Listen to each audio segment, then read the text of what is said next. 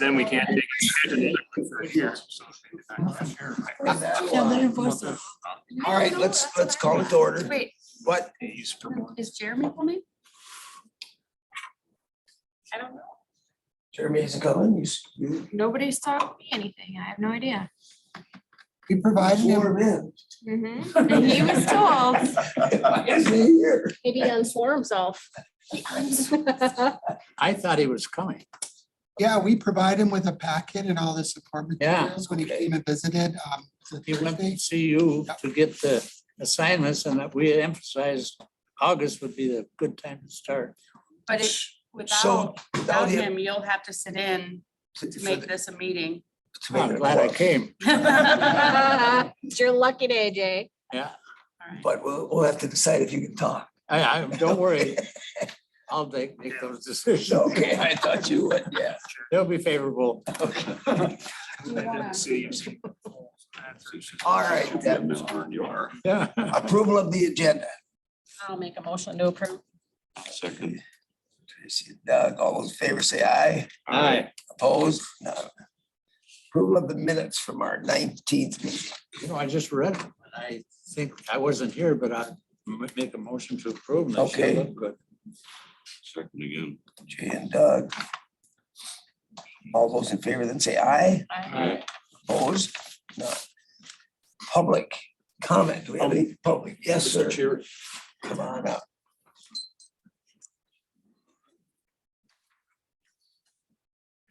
Thank you, Mr. Chair. My name is Doug Johnson. I'm from Amory, and I represent the Polk County Snowmobile and ATV Council. I just want to make a couple of comments on the, well, for us, the sad news we got last week on the status of the Stour Seven Lakes Trail.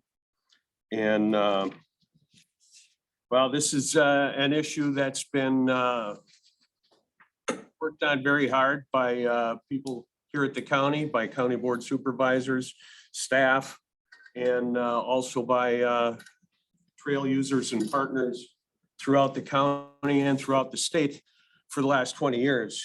And it's sad to see what state we're in right now, but there are evidently some options open to us. And you know, as I was just perusing the DNR's website, I realized once again that the master plan that the DNR has posted for the Stour Seven Lakes Trail is the same master plan that we approved back in 2004 on the, on the Amory to Dresser recreational trail. It has never been changed throughout all the litigation that's gone on, the decisions that have been made, not supporting snowmobiles on the this particular railroad grade. They still maintain that you know, that plan is what's put out there for the public. Anybody who wants to find out about the Stour, look at master plans. That's what the department still has on the website. You know, the main thing that indicates is the DNR's lack of concern and lack of involvement of any serious nature whatsoever in all the hard work that, well, we here in Polk County have done for the last 20 years in establishing this trail and also doing the maintenance on it. So as we attempt to move forward, you know, I just kind of like to encourage the county board to consider that we've made an enormous investment in this trail for the last 20 years. And I think we need to see this through to the bitter end. So I would encourage the county to move forward with any appeal process or whatever move we need to make at this time to make things right. Thank you. Thank you. Anyone else? Anyone else? All right, here's no one. We will move on. There's no other supervisor here because he's in the meeting now. So, Don, come on up.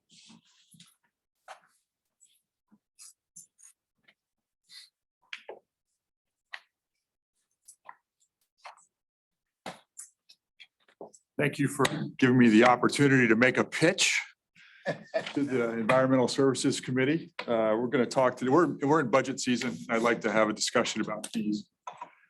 At the end of the day, the committee and the board have the final decisions on this. Just some backdrop, 2023 budget. When we look at what we passed last year, we had about nearly 450 fees. That thick packet. 63 of those were increased for 23. So between 22 and 23. That's 14% of the total. So 86% of the fees weren't raised for the current budget year. It was an inflationary economy over this 2-year period. So now CPI in 22 was 8.3%. Our employee costs were up 5+%. Claire. So to get a sense of where I'm going with this, if we look at financial policy that the county has, there's 2 stipulations around fees. The first is we shouldn't have fees that exceed the cost of the service delivery. Makes sense. The county board can make exceptions to this, but in general, that's a rule. Where possible, departments should look at what it actually costs to deliver the fees. So do a study.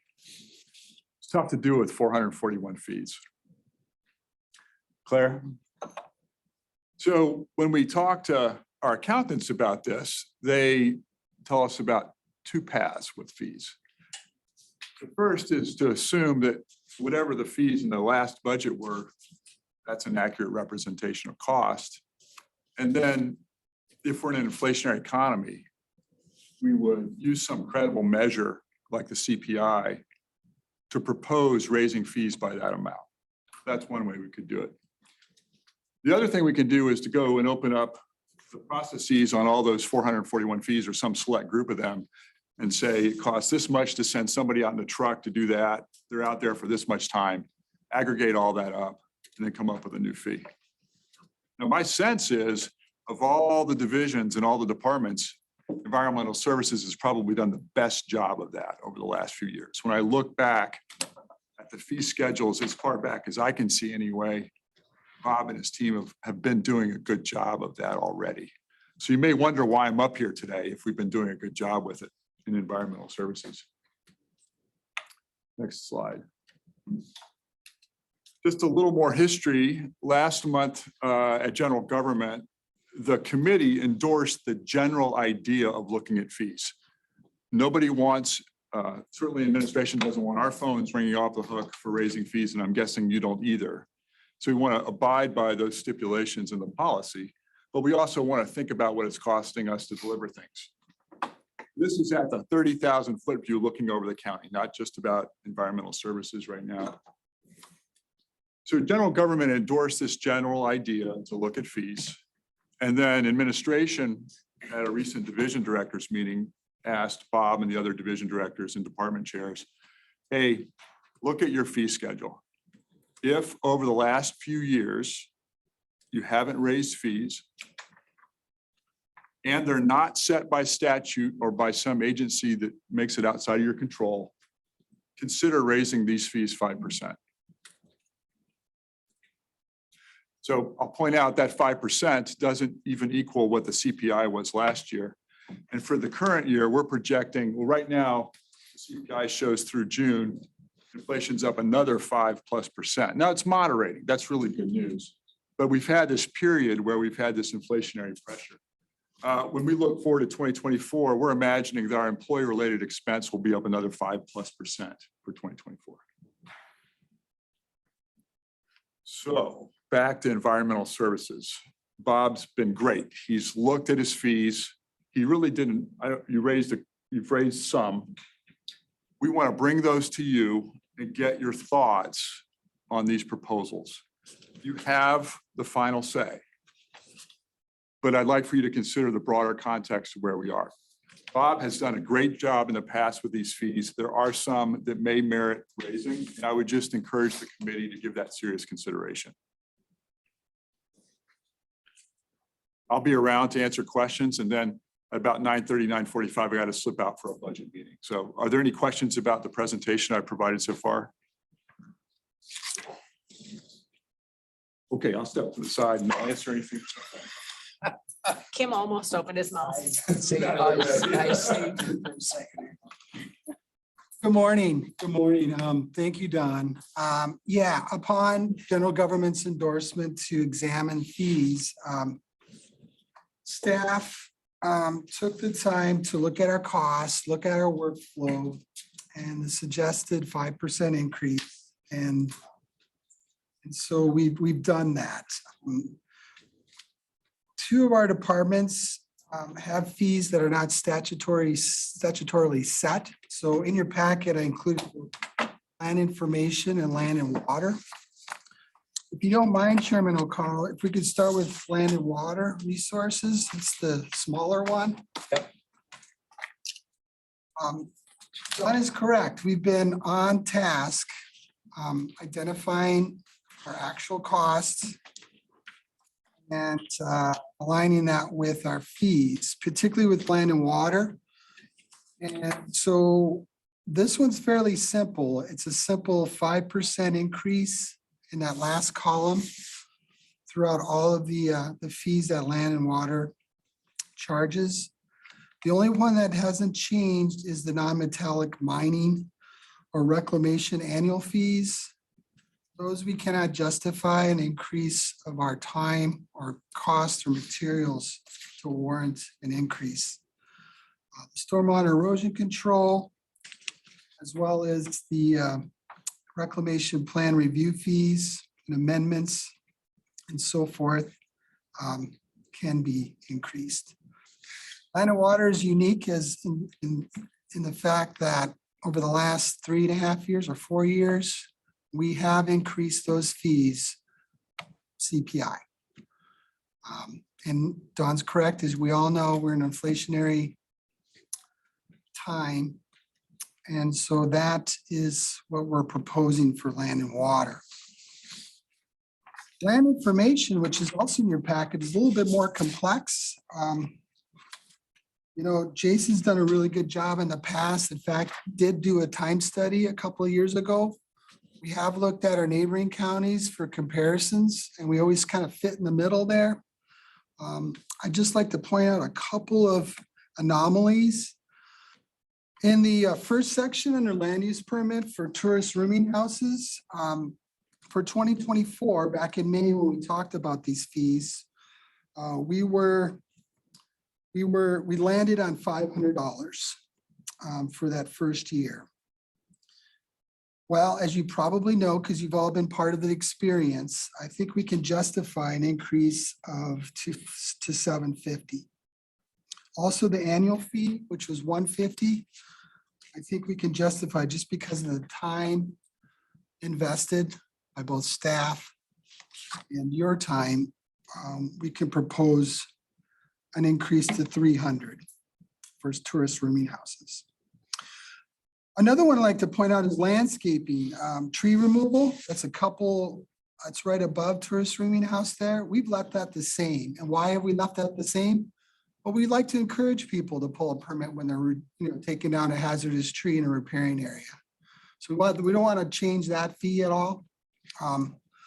Another one we've let stagnant is the signs for nonprofit organizations. If you recall, a year or two ago, we had a spirited debate about church signs. If you all recall that. So that politically, I don't think we have an appetite to change. Back down to sanitary permits, which Kim, I'm so glad you're a chair because this is in your wheelhouse. If you look at it, we've rounded up the reconnection privy fees to $50, $200.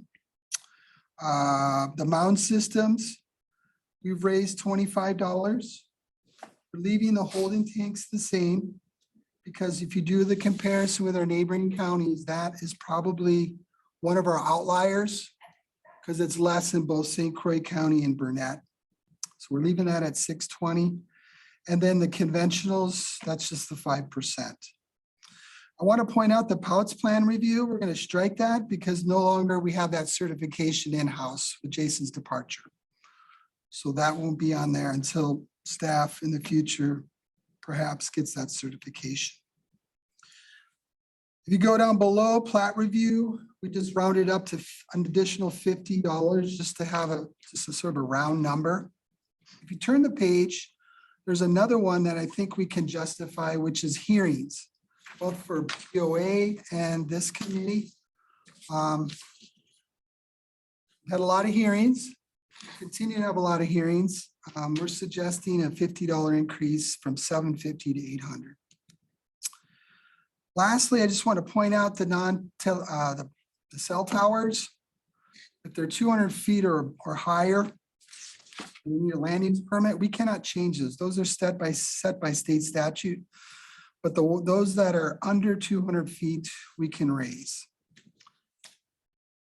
Hard copy prints and below, everything below is so nominal. We just applied that 5% formula that really I don't recommend any increase onto those because really it's just not an impactful fee. It's not a fee we generate much anyway.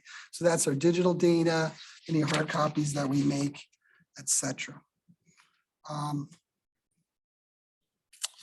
So with that, we also, on the last page, those other fees under compliance inspections, that's time consuming. I think we could justify a $50 increase for that as well. So the compliance inspections as well has been raised $50. So again, upon general government's endorsement to look at these, this is the exercise we've gone through. And like Don says, it's completely entirely up to you whether or not to pursue this. Well, we know it'll go faster if Brad isn't here.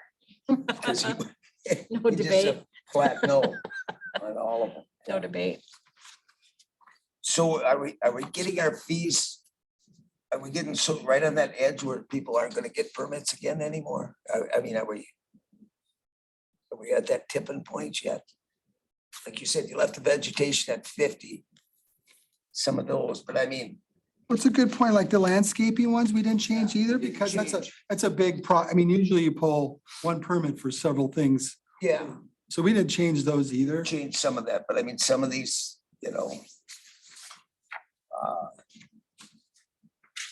yeah, I mean, are we getting it so that people don't get the permits again and it's more compliance again? If we get a permit fee too high. And then we're doing nothing but compliance because nobody will get a permit, so. It's probably not gonna change much from now because the ones who get the permit, they get them because they're needed. The ones who Yeah. don't, they wouldn't get them anyway, so. Yeah, well, yeah, Forgiveness card. Not permission. but so otherwise, yeah. I don't know, what does everybody think? Move it forward? Or not? I'll just make one comment. I lean toward Brett and always have. But I'm slowly, after all these years, I like you, I agree that there's certain fees like tree removal for $50. I don't agree with that one at all. But I've come to understand that we have to have some of these fees.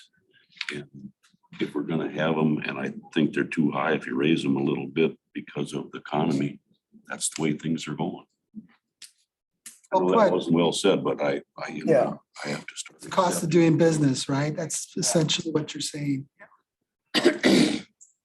That was the general consensus of the general government too. Was it? Yeah.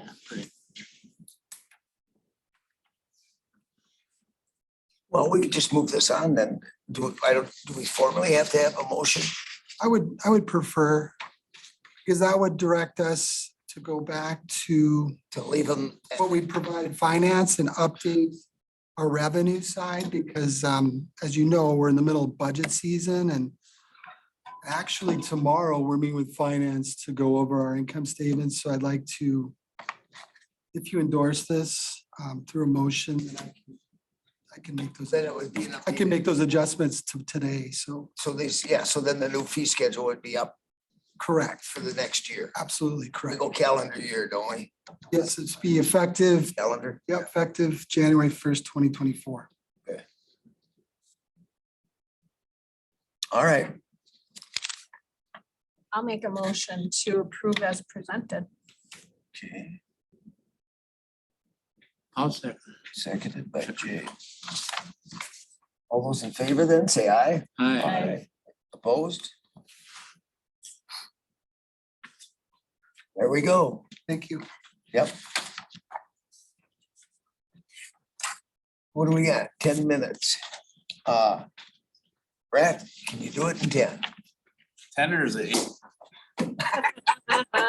Oh, gosh, you're cutting this close. Yeah. I'll try to do it.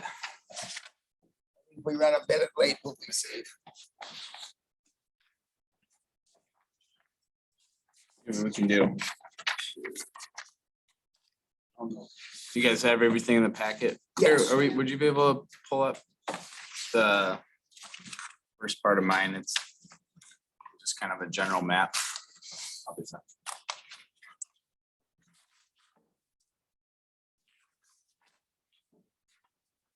Right there. Thank you. If you could zoom out just a little bit. All right, thanks. So yeah, a few months ago, Ice Age Trail came forward to me about a parcel, 40-acre parcel up in the rain, just west of County O there. This 40 splits between the Mackenzie State Wildlife Area and then Polk County. We have a 160-acre block right there. The primary purpose for why they bought it was to lock in the Ice Age Trail that went through a private portion. The person to the south had that 80, and then they bought the north 40 to lock it in. It's kind of a background and really what they want. They don't want the kind of the management headaches that there might be with forest management. It is landlocked now that they bought it right there. So they see it as a logistical challenge for their organization to be able to hold. But what they ultimately want is that the Ice Age Trail will be there in perpetuity. And with them selling to us, they know that there's certainty and one being in public land, and they're also looking at doing some sort of deed restriction that would make the Ice Age Trail be on that parcel in perpetuity. So that's kind of the background of it. We'll go to the next page. So yeah, it's 40 acres, 38 acres up of it. So a couple of 2 acres of wetlands. So it's actually a pretty nice parcel. It's got logged early 2000s, so it's younger aspen. It's got good grouse ground right now. So in terms of wildlife habitat, it's pretty good. And then there's a little south piece. There's a 6-acre parcel of mature oak that actually connects to our parcel, about the same age oak. So stand would be in similar characteristics and same logging regime that parcel's on. So kind of the benefits too are, the Ice Age Trail obviously is a recreational piece that a lot of people use up there. So the Ice Age Trail will lock it in from Polk County lands, the Mackenzie Creek Wildlife Area. And then also the Snowmobile Trail goes through that piece, that private piece, and they would lock in no easements for that parcel. So we'd have a connective snowmobile trail from Polk County to state as it heads west in the east there. So just kind of a background, the Ice Age Trail shared a appraisal with me. I couldn't share the actual details of it besides the price of what they had on the appraisal. Appraisal is 108,000, and they did. I think it's going to be slightly inflated if it's something we pursue. They did a hypothetical that the appraisal or that the property would have amenities and that it wasn't landlocked. So and they don't actually have the easement through that person that sold them the 40. So today it's a landlocked 40. So I think a third-party appraisal would come down substantially from that price. And they did buy it for 100,000. They actually bought it before they even had the appraisal, I believe. So they just wanted that parcel that bad that they funded it with private funds, so. It is gonna be, I know one of the questions, if, what are the implications of tax roll? They are a nonprofit, so they would pull it from tax roll, so. They would not be paying any property taxes on that parcel. If they were to keep it. Kind of the management priorities in our 15-year plan, we got improves more of the recreational management efficiencies, not so much the timber, but it will be something in 40 years that we're gonna be going after. Or timberland, obviously. It's got surface and groundwater. There's some wetlands and streams. Provides priority trail connections with the Ice Age Trail and the Snowmobile Trail. And then does not result in unreasonable negative impact to tax. So kind of the process to begin the purchase, one endorsement from you guys to see where we want to go with this. They now just did pass the Joint Finance Committee with the Knowles Nelson stewardship grant. Anything north of Highway 8 now has to have town resolution approving land acquisition or any Knowles Nelson grants. So that's new in this next DNR budget. So we have to have it endorsed. Anytime we use Knowles Nelson, we have to have it endorsed by a town. So that is a new change. And then obviously you got appraisal, letter of intent, etc. So, financing options, if we can go into this later, if it's something we want to pursue and see appraisal costs and then go from there, we can do that. But, there's the ways we can pay for it is cost share with the state. They have the Knowles Nelson grant that pays for 50% of the appraised value, and then the county would pay the other half. The other half can be paid for by capital improvement plan, or we can do it with a project loan through the state where we pay back the loan with 20% of our stumpage receipts as it gets cut. So those are the couple options, or we can pay for the whole thing too without doing any grants. That's an option. So that's kind of the background of it. And then just the more detailed maps are the next couple pages. I just did a quick recon of the property and kind of shows where the Ice Age Trail goes through, where the Snowmobile Trail goes through. And then kind of the stands broke out. So the stand 2 is the oak, roughly 1930s origin. And then the stand 1 is the younger aspen. And just kind of I did a recon survey of the value of standing timber out there, and it's roughly in the $20,000 to $25,000 range of merchantable timber today, based on the last 3-year average of stumpage rates. So that's kind of my snapshot of it. Is there a logging road through the county land to get back to there? Because the Yep. snowmobile trail. Yep, is the almost- snowmobile trail would be used as As a the logging logging trail. So there is access. Yep. Through there. Yep. So everything's pretty much set up, in terms of forest management, it's set up It's set up for that. Yep. Okay. I wonder, do we think we should have them come back after the appraisal? Before That's we, the way we usually. we usually, yeah. So we probably should get the appraisal on that. And then I think the cost share, when we don't have any non-interest payments, that would be the way to go, I think, too. Yeah.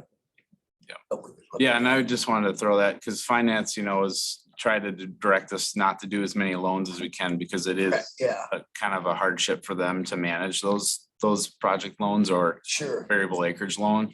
So that's why I put it as an option in case, and the acquisition came up quick enough that it's in a capital improvement plan to for next budget cycle if we wanted to go that route. Oh, I see. Okay. So it's set up to go either way. It doesn't, Okay. and we can dive into that more, once, I suppose we would. Yeah, we just need direction if you want to Yeah. pursue the appraisal. And then we'll be back Okay. if you want to look at how to So finance it. we can do that by consensus, I think, can't we? That we would look into it. I don't know if we need a motion to have it, the appraisal, do we? Oh, I think, yeah, because it would fit in well. Yeah. You know, I with think I your might actually- plan. Yeah, okay. And I'll probably do the town of Lorraine resolution first. Sure, Because if they denied us buying it, that would trump that, it would kill it right there. that loan. Yeah, it would kill the loan or the project Project, grant. yeah. We could still pursue it with other funds, Sure, but we would lose the 50% cost share. yeah, we'd lose the big part, yeah, okay. Well, I think I'm kind of in favor. Yeah. Tracy, I yes. still think we should. Jay, look what do at you think too? Go ahead. All right, thank you. Yeah, thank you. Yep.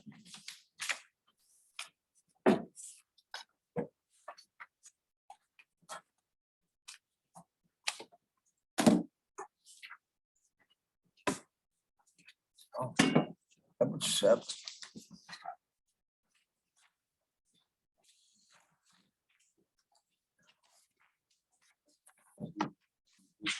So he has questions too. so that they all have one.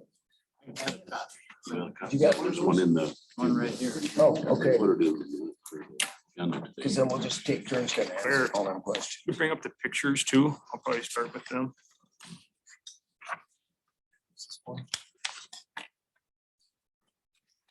We'll do them right in order. Okay.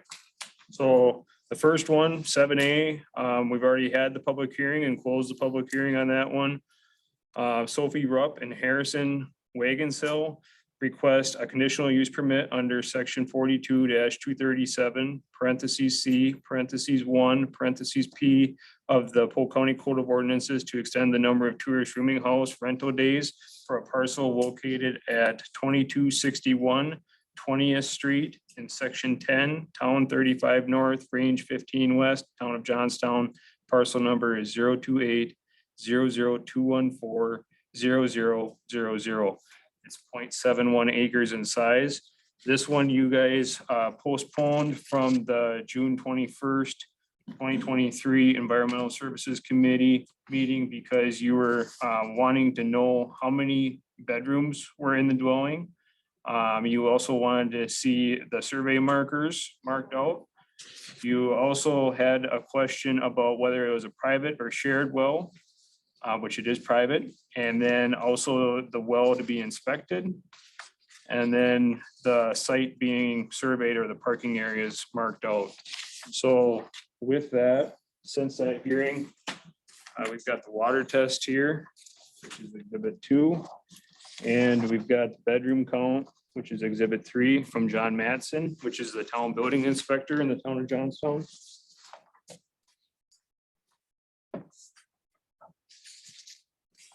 And then I've got a bunch of photos from site, or in that'll show property.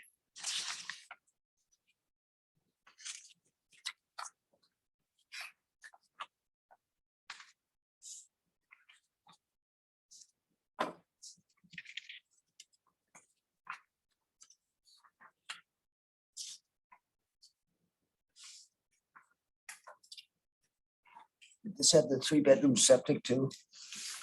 Well, it's permitted as a 2-bedroom, but it is a holding tank, so it is capable of 3 bedrooms.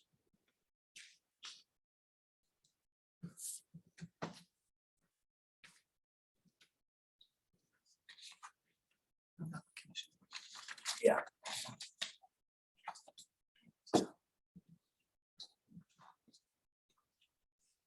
It's the same as what I have.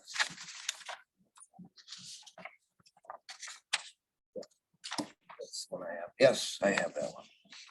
The only other exhibit that we've received on this one was the letter from Harrison to allow Mark Bruner speak on behalf of their application. So I know Mark's here and that Harrison's here too. Okay.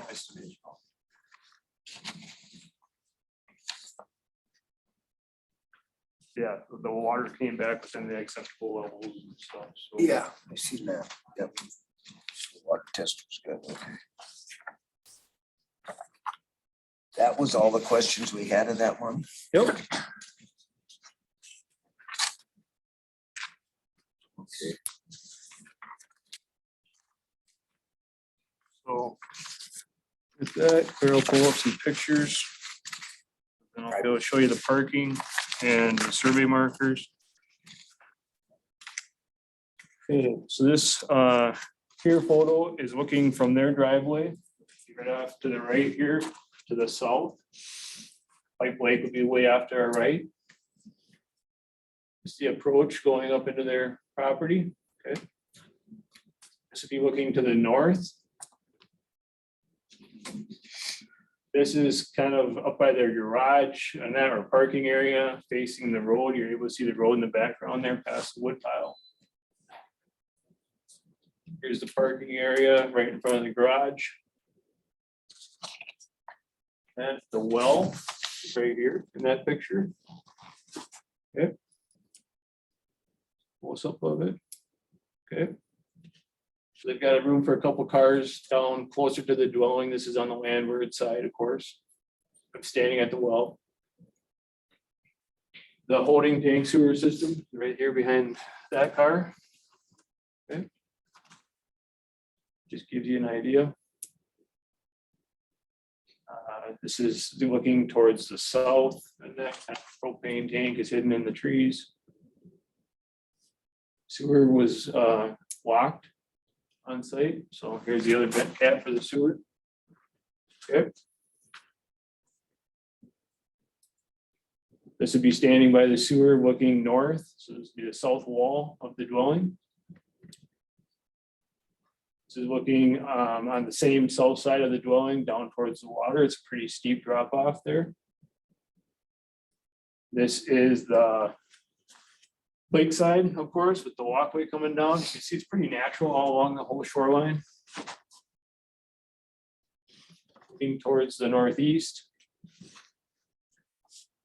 Standing with my back towards the lake here, looking at the dwelling.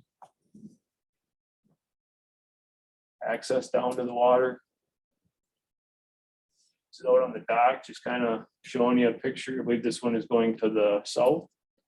So Pipe Lake would be down towards the end of that lake there. Okay. Looking back at the dwelling. This would be looking to the north, so that'd be the end of the lake up here where you can see these pontoons. Okay.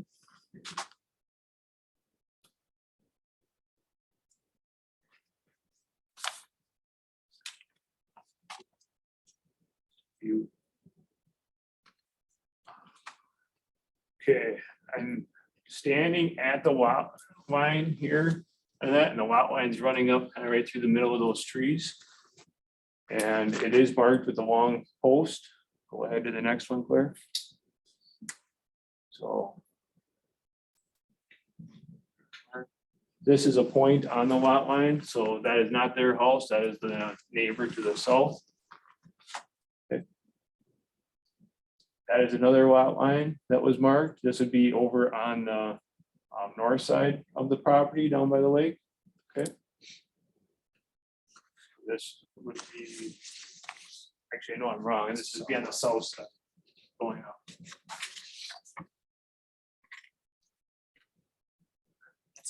That's it. So all four corners were marked.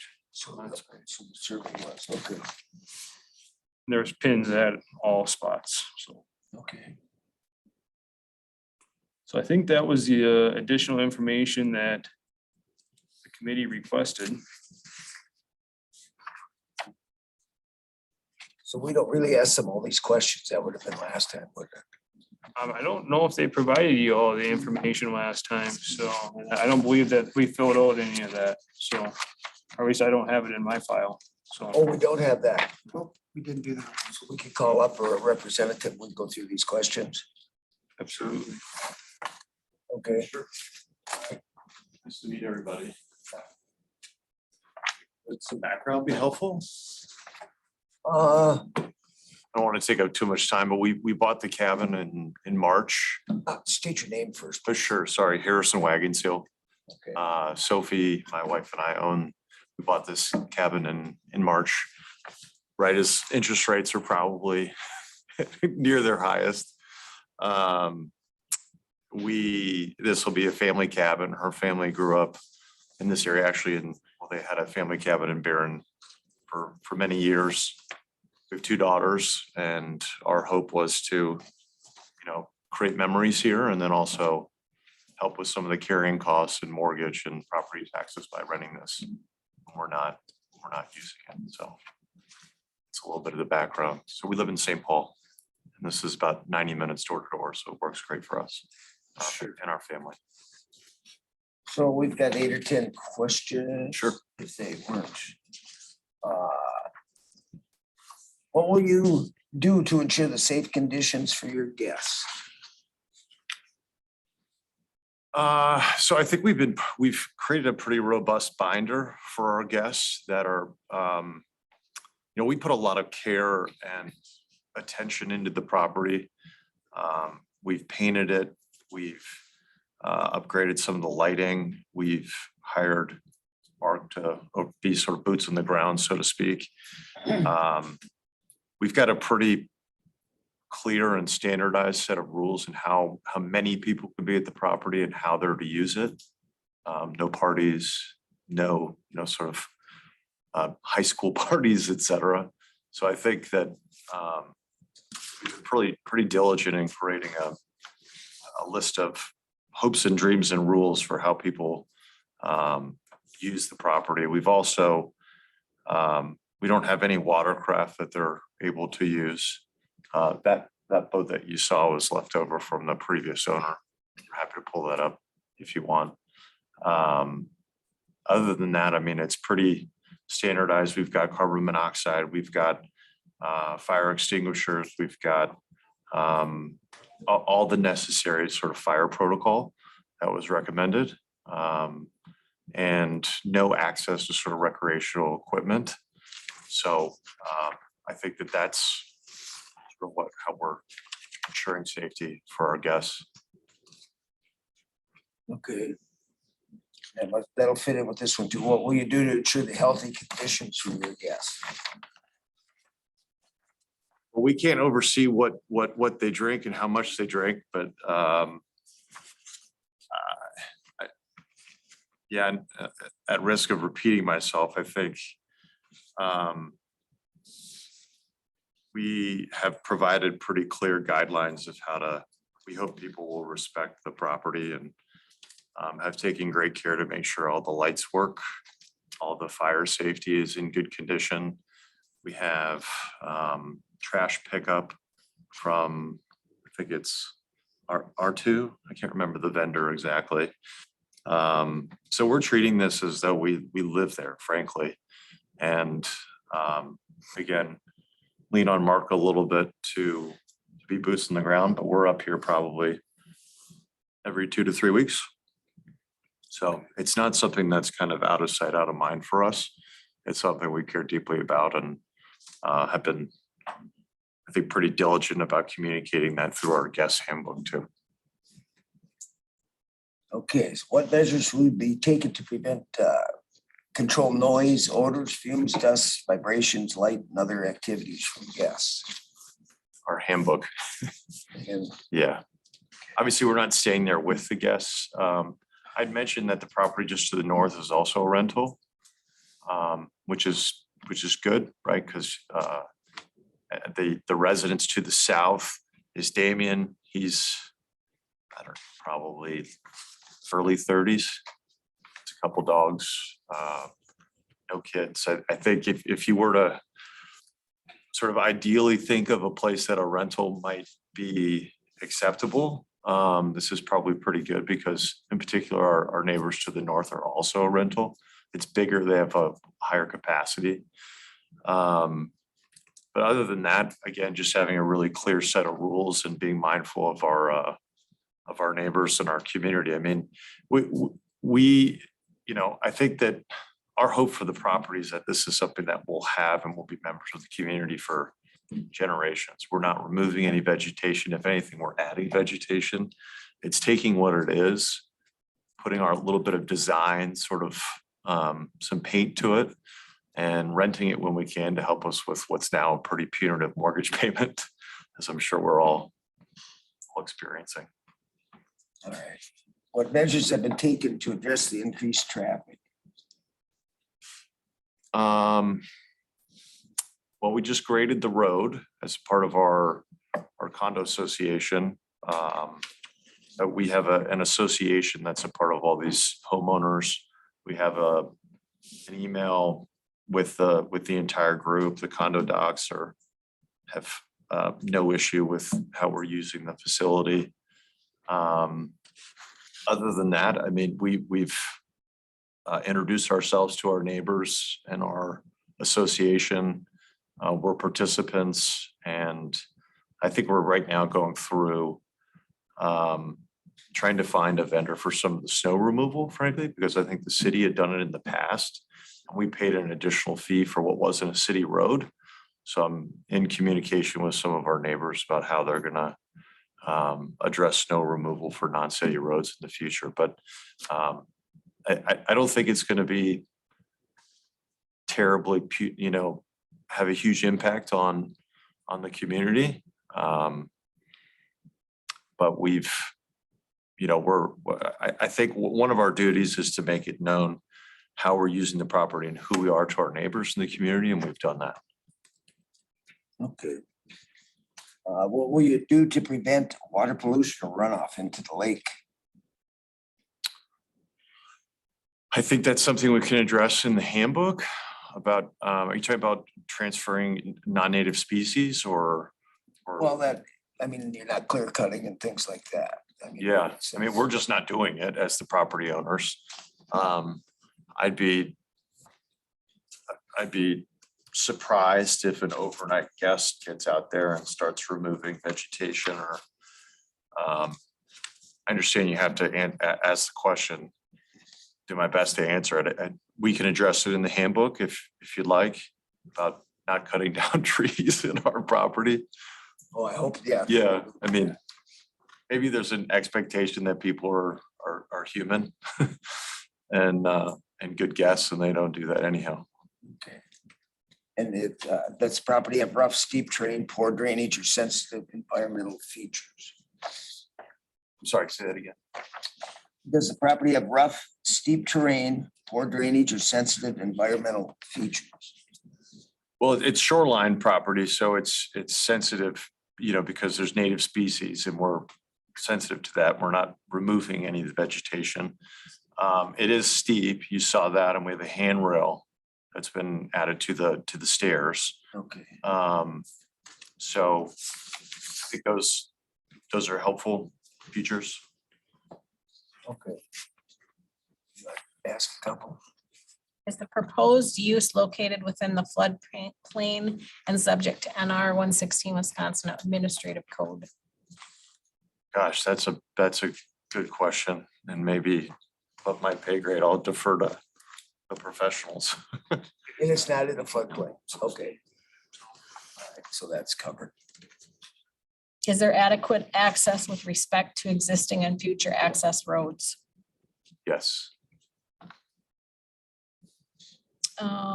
What will you do to ensure that proposed use will not be determined to use or enjoyment of the other property owners, neighbors, or other community as a whole?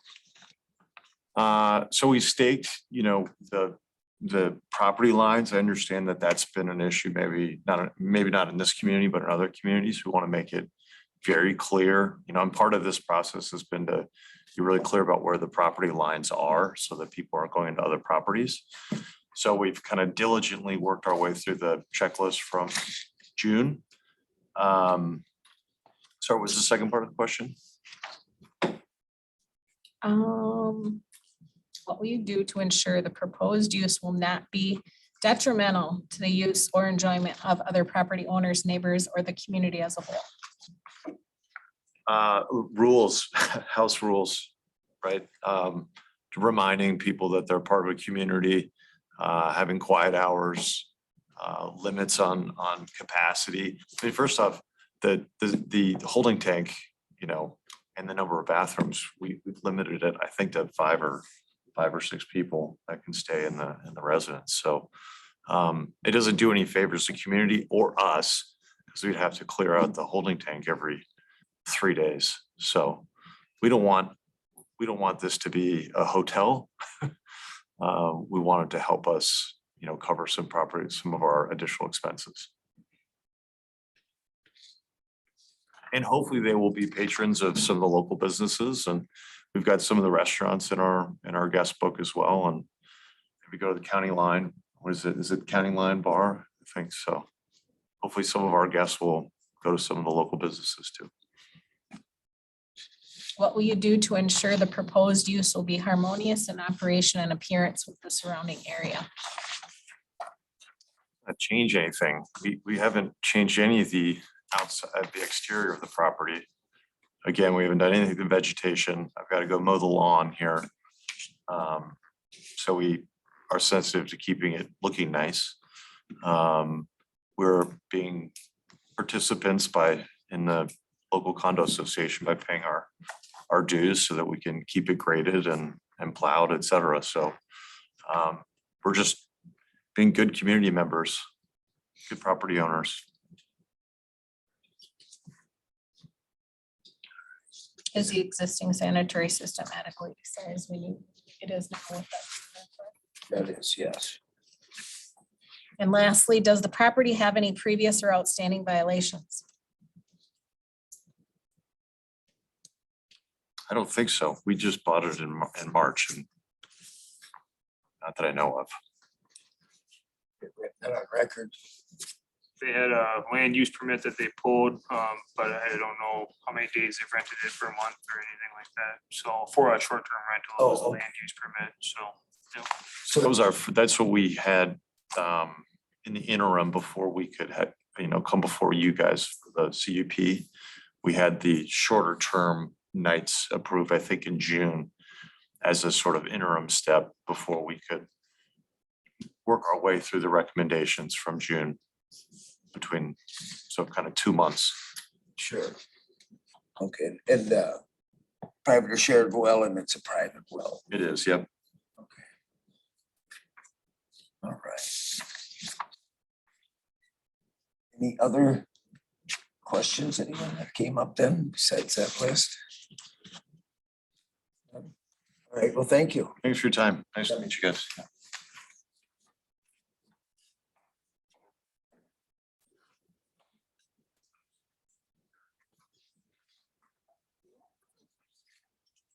Or can you pull up the staff report for Rupp?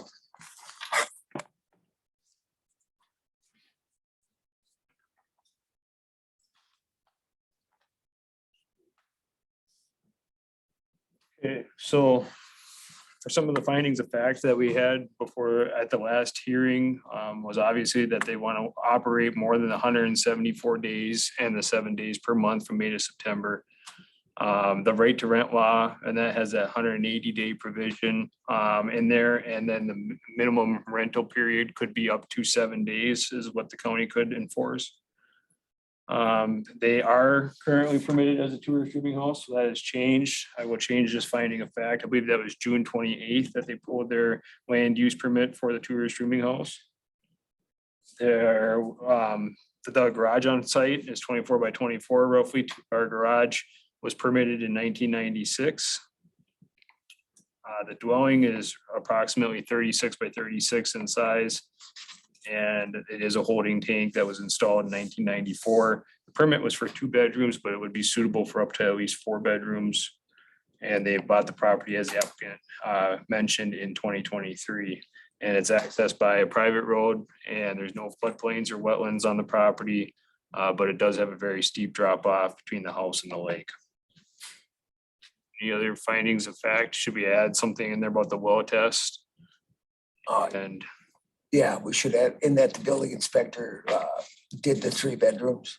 Yep. So that would do it to 6 people, Survey lines are marked. and survey lines were marked, yeah.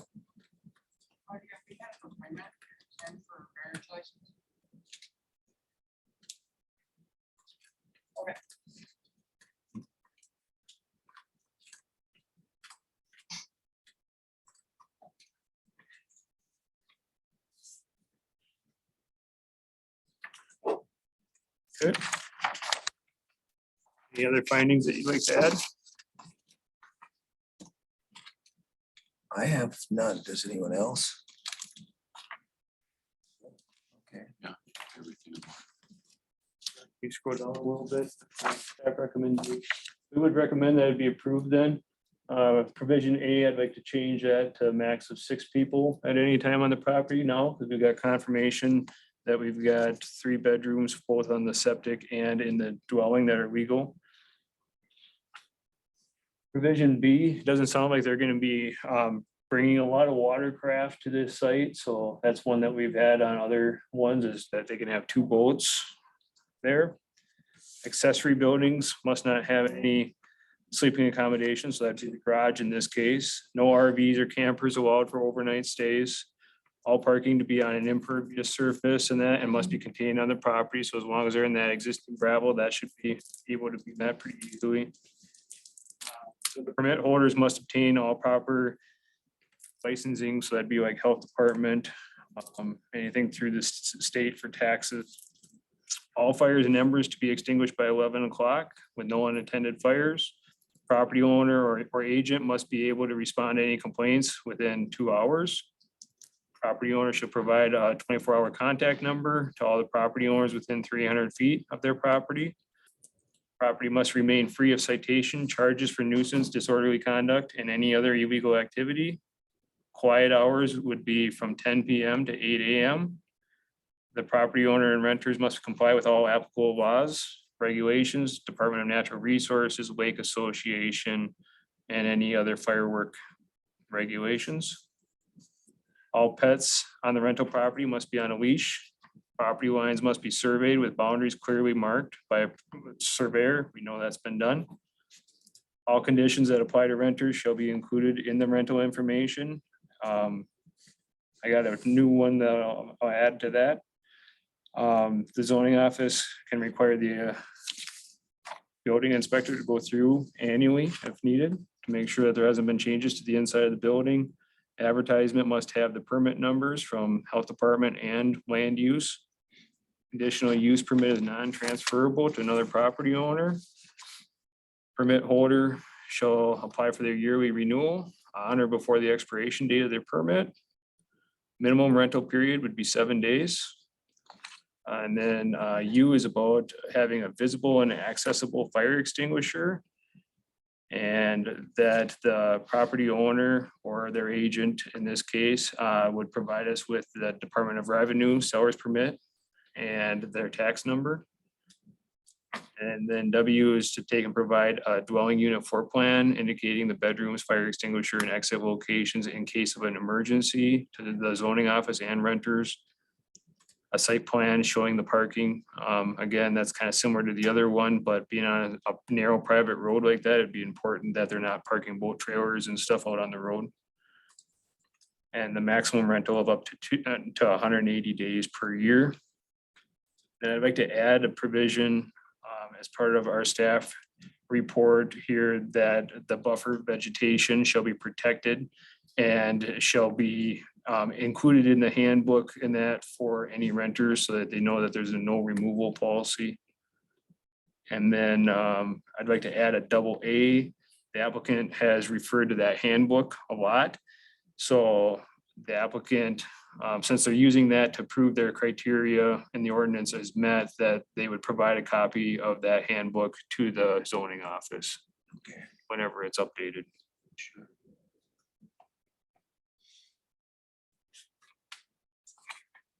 So I'd like to add those 2 possible conditions and then change the 4 to the 6 as part of our suggestion to the committee. So Sure, okay. All right. And we had no negative no, responses from anywhere, did we? we had a few phone calls and stuff, but nothing ever came about. So Does it? Okay.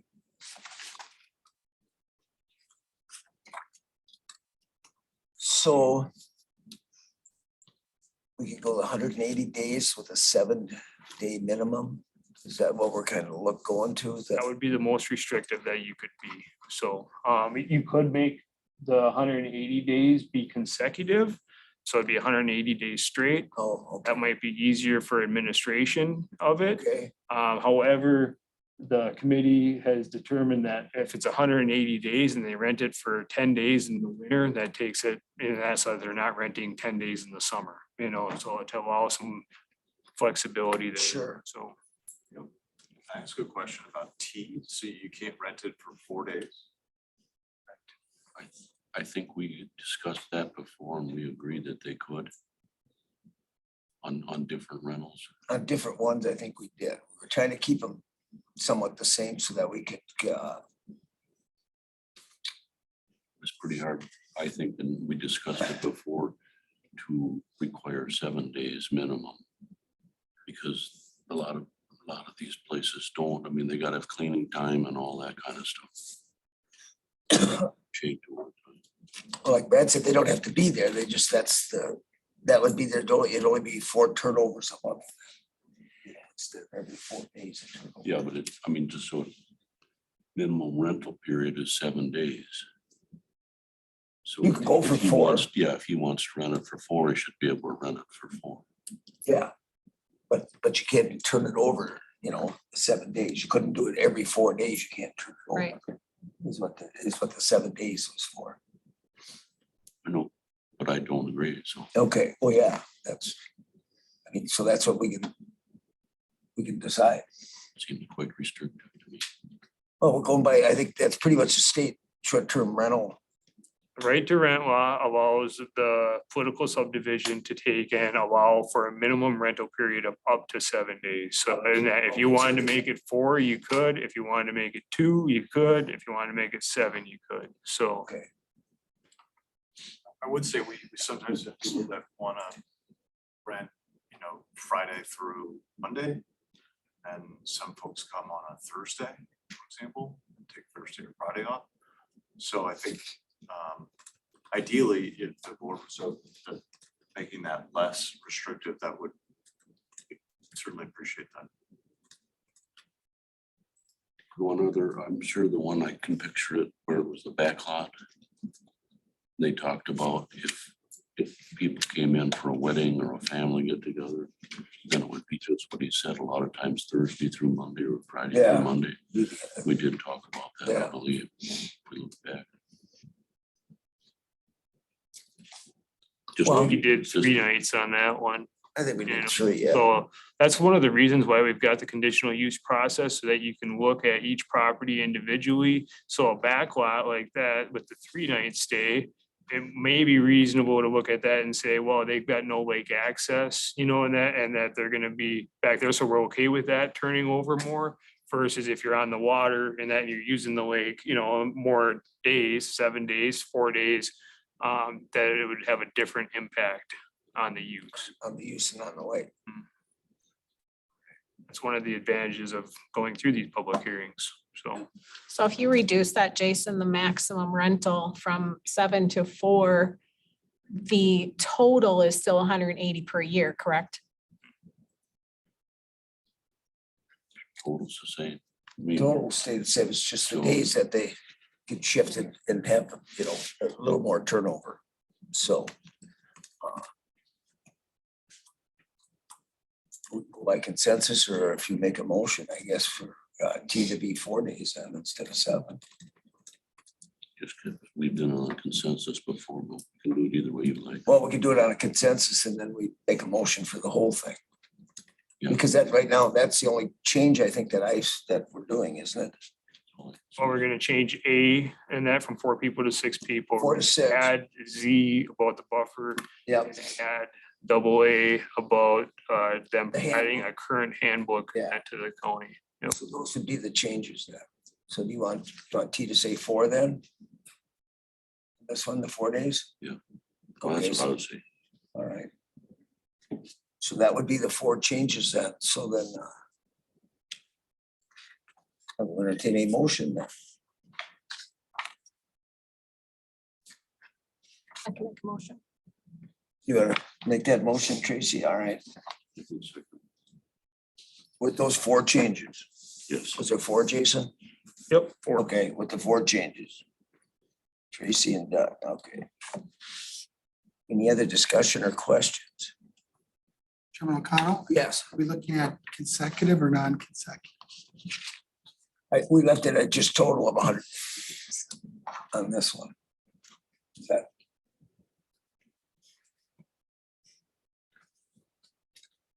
been a discussion before, but Jason, I thought we decided last time that you could follow it just off the calendar, and I know it go either way. Yeah, it's up to you guys, and that is very difficult to track if you're not consecutive. And then if you're consecutive, you start May 1st and you're done November 1st or whatever it might be. And that versus 10 days here, 2 weeks there, Yeah. So, Agreed. because a lot of times when they're tracking their calendar too, they might have dates blocked out that they want to use it themselves, so it's not like we can just count every day that's marked out, so.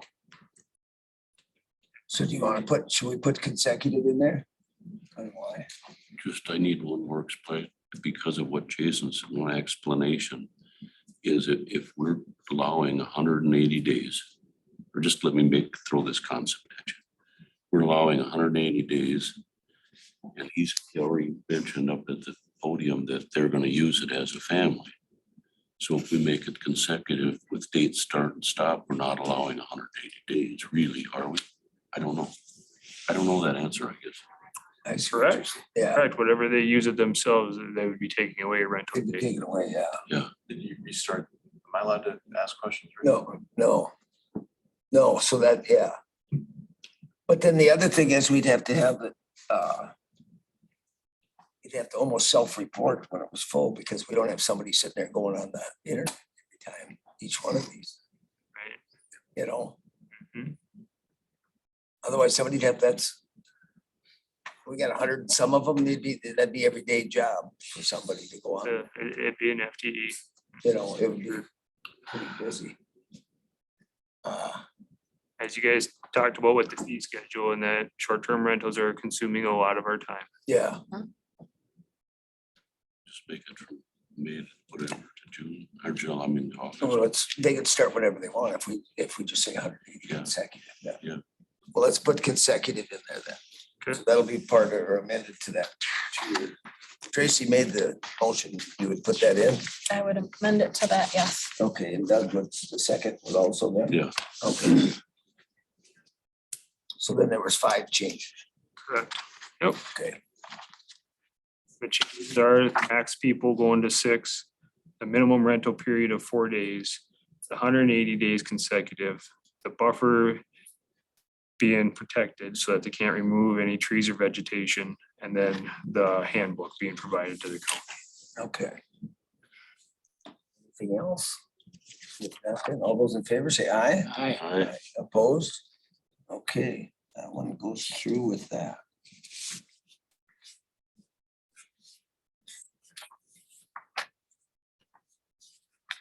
Right.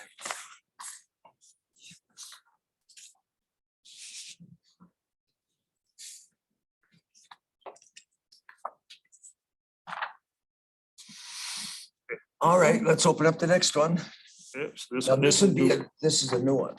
the new public hearing. Okay. Amanda Grimsley requests a conditional use permit under section 42-245 parentheses C parentheses 8 Polk County Code of Ordinances to continue operating a resort on parcel located at 2004 70th Street in section 24, town 35 north, range 16 west, town of Georgetown.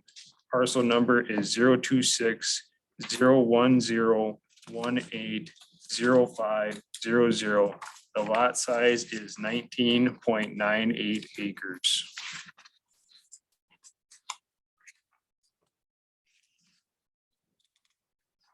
Okay, so Mayor's already got it up on the GIS map. This property was recently subdivided in 2022. It was the old Hunky Dory Resort. Please zoom in.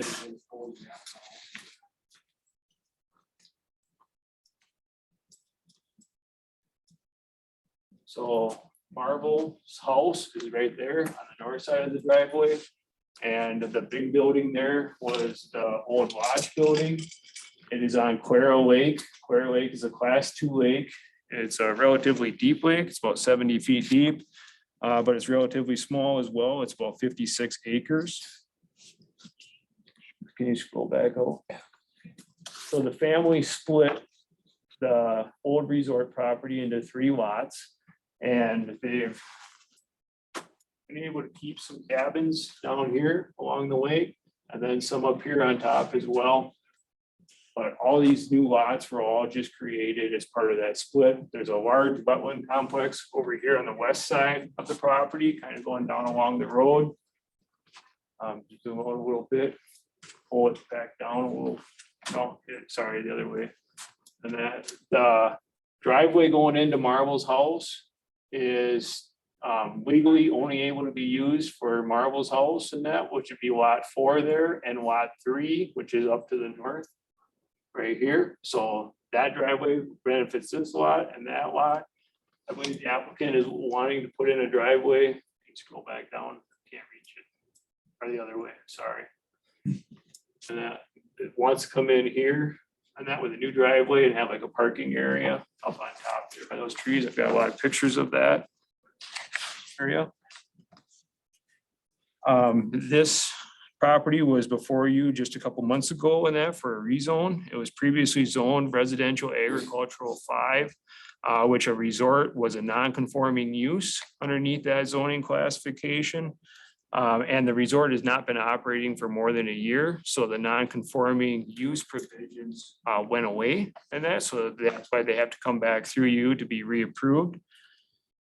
So the county board at last month's meeting did approve and that rezoning the property to B2, which is our recreational business commercial. And a resort is an allowed use underneath that zoning classification. The application has a total of 12 cabins or dwellings proposed besides the existing lodge building. So being that right now, I believe they're using that shared access up there, but otherwise they don't have the legal ability to do that. So that's why that new driveway is going to be put in. And the county provided the proper class 2 notice prior to this hearing and did not receive any public comments in opposition.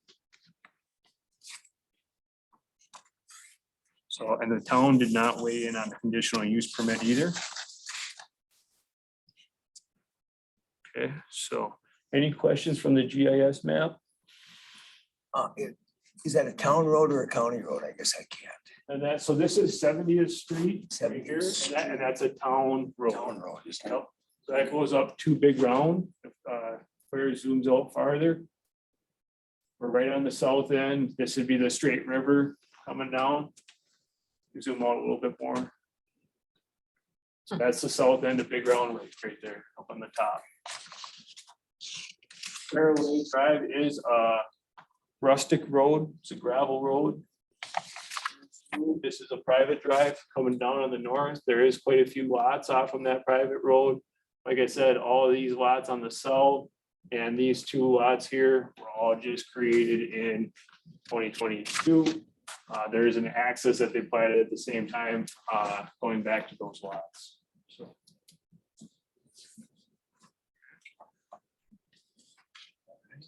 Currently, there's 7 cabins on site, so 7 cabins on site. currently. But there's several cabins that are on those 2 properties to the north that were split with the family, Oh, so. With that, Claire, we can probably jump to the pictures. I've got a bunch of them.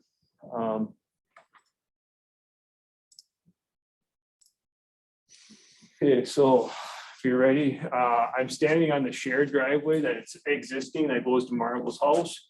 I'm looking to the south. You can see the road kind of curves a little bit there. The proposed driveway that they're talking about putting in would come in someplace over there by those trees. This is looking to the north, and that from that shared driveway, so Big Round would be up there about a mile and a half-ish. Okay. So the property in question, and that is from basically those trees and that there to the south here. Okay. That parking area that I mentioned when we looked at the GIS would be up on top of that hill. Okay. Another one. This is looking, here's Marvel's house, so I'm looking back towards 70th Street. The applicant mentioned volleyball court. It's right here on the left, and that this is kind of the background fence for it. Okay. That same spot, this would be looking directly east towards Clare Lake. The lodge is over here on my right. Okay. This would be the north side of the lodge. Got a big screen porch here on this end. Okay. This is that volleyball, tennis court, and that looks like they have basketball hoop. This would be towards the area where they want the parking, like up behind that propane tank there. Right now, that's the access to get down to these other cabins driving, so, okay. Power is over by Marvel's house, so looks like they just trenched in new power to the lodge. Okay. The picture of the screen porch. See what it looks like. The new power coming in. Okay. This would be the south side of the lodge, so the cabins are over here to my right, of course, the lake in the background. Yep. And it gives you an idea, that's the first and the closest cabin to the lodge right now. So there's two different rows of cabins. One row that is very close to the water. The other row is up on the bluff. And then, so the cabins up on the bluff kind of look over the top of the bottom cabins so that they still have a lake view. Okay. This would be the parking area right up here on top, so. Okay.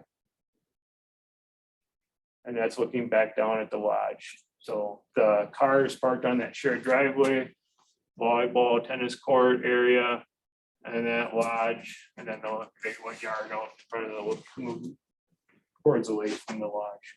Okay. Another view looking to the northeast. Okay. There's a well up here on top, so. Okay, so this would be looking to the south. There's 3 cabins up here on top right now. Can we go back once? So here you're kind of able to see the bluff lookout. There's 2 cabins here. There's 2 more over here down on that lower level. So I'm looking directly east now. Okay. This is looking towards the west or towards the road where a possible driveway might be coming up through. That's all that one shows. Okay. And this cabin here is the one that's closest to the lodge. The second one, definitely non-conforming structures. Okay. There's a third one.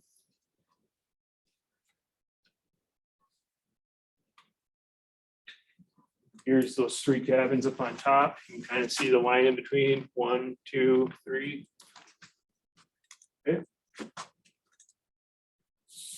You can see the cabins are older. They've been there a long time. Some big trees out there. Okay. Standing at that first cabin now, looking northwest, back at the lodge, a little bit of playground equipment down by the water. And the water's at my back, so you're just trying to see how close those cabins are to the water. Okay. Some pictures of the cabins here, so you can kind of scroll through them, Claire. Water is very clear.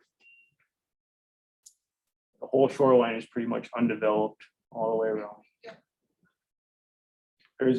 So these lots here, those are those lots coming in on the north end of the lake, accessed by that private drive. It was at least 1 pontoon out there, a couple of them. Okay. Pretty sandy shore, sandy beach area. Okay.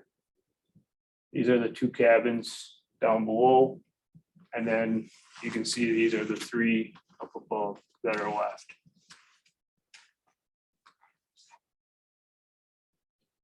This is looking and that from like the end cabin, looking back towards the lodge. Here's the playground equipment. You can see roughly about 30 feet off the shore.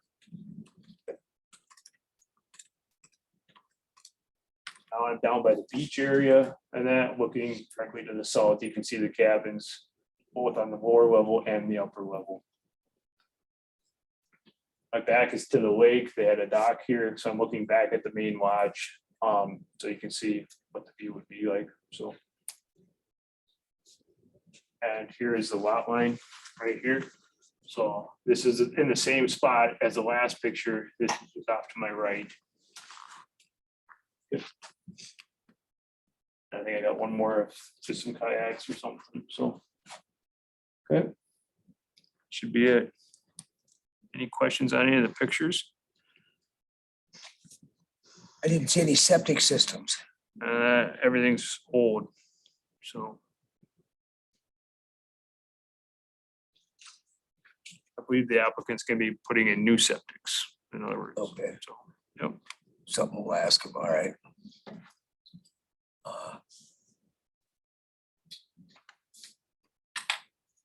Clara Lake has not been studied, so we don't know about floodplain, and that, but we do have that one wetland complex on the west side up along the street. Okay, It's a pretty substantial size. I don't know if it's 5 acres or so, but roughly. That's all I've got for the staff report. all right. Is the applicant here to add, subtract, whatever you want to do?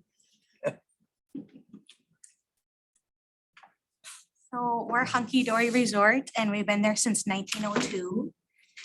So it's always been business zoning, and then when the land was divided between family, it went back to residential, and so now we're trying to bring it back to the business zoning. So it's gonna be the same business, but it's gonna be on that smaller plot. Used to be more acres. Part of this application was to talk about what's currently there and what would be proposed to be there in the future as well. So that's what we talked about. Jason did a great job of showing the pictures. That's what we look like. A lot of the buildings are old. They all are. The early 1900s. You had asked about septic. Yes. Our septic is old and working, but we'll have to do some, Jason's talked about bringing that up to code. Because those are very costly repairs or endeavors, wanted to make sure I was kind of officially this conditional use for business before I really start putting in those big things. Each cabin, are they rustic cabins or do they have bathrooms? They're rustic cabins with bathrooms. Mhm. So each So- one does have bathrooms. Each of them has their own bathroom, correct? With sink, toilet, and shower. Okay. And then there's only the one well for all of that. They have previous, one well, yes, one well on the top of the hill, yep. Top of the hill, that one well.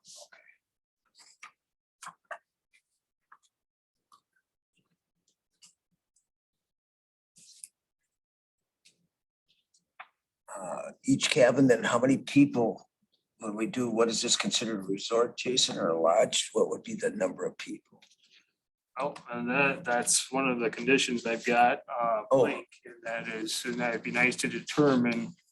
Because of Clara Lake's size, and I realize that was an existing resort, but we're not talking the same size lake as Balsam or Big Round here and that, so I think that we would suggest as staff having some kind of maximum number of watercraft maybe out there. Maybe a maximum number of people. There's no mention in the application about how many bedrooms each cabin has, so we can possibly determine the number of bedrooms and that, so that otherwise, down the road, one of my concerns, and that would be that they go and they build 12 cabins or whatever out there, and then maybe condo plat it, and that to be able to take and sell off each dwelling separate, and then everybody just keeps adding and adding and adding. So those are some of the proposals that I've got for you to consider. But Okay, I think it is gonna be important to think about the size of the lake and the environmental aspect of it a little bit, because a smaller amount of people is gonna have a big impact on what that lake is and what the neighboring property owners experience possibly. sure. What we provide for the resorters is non-motorized watercraft, so those canoes and kayaks that you saw.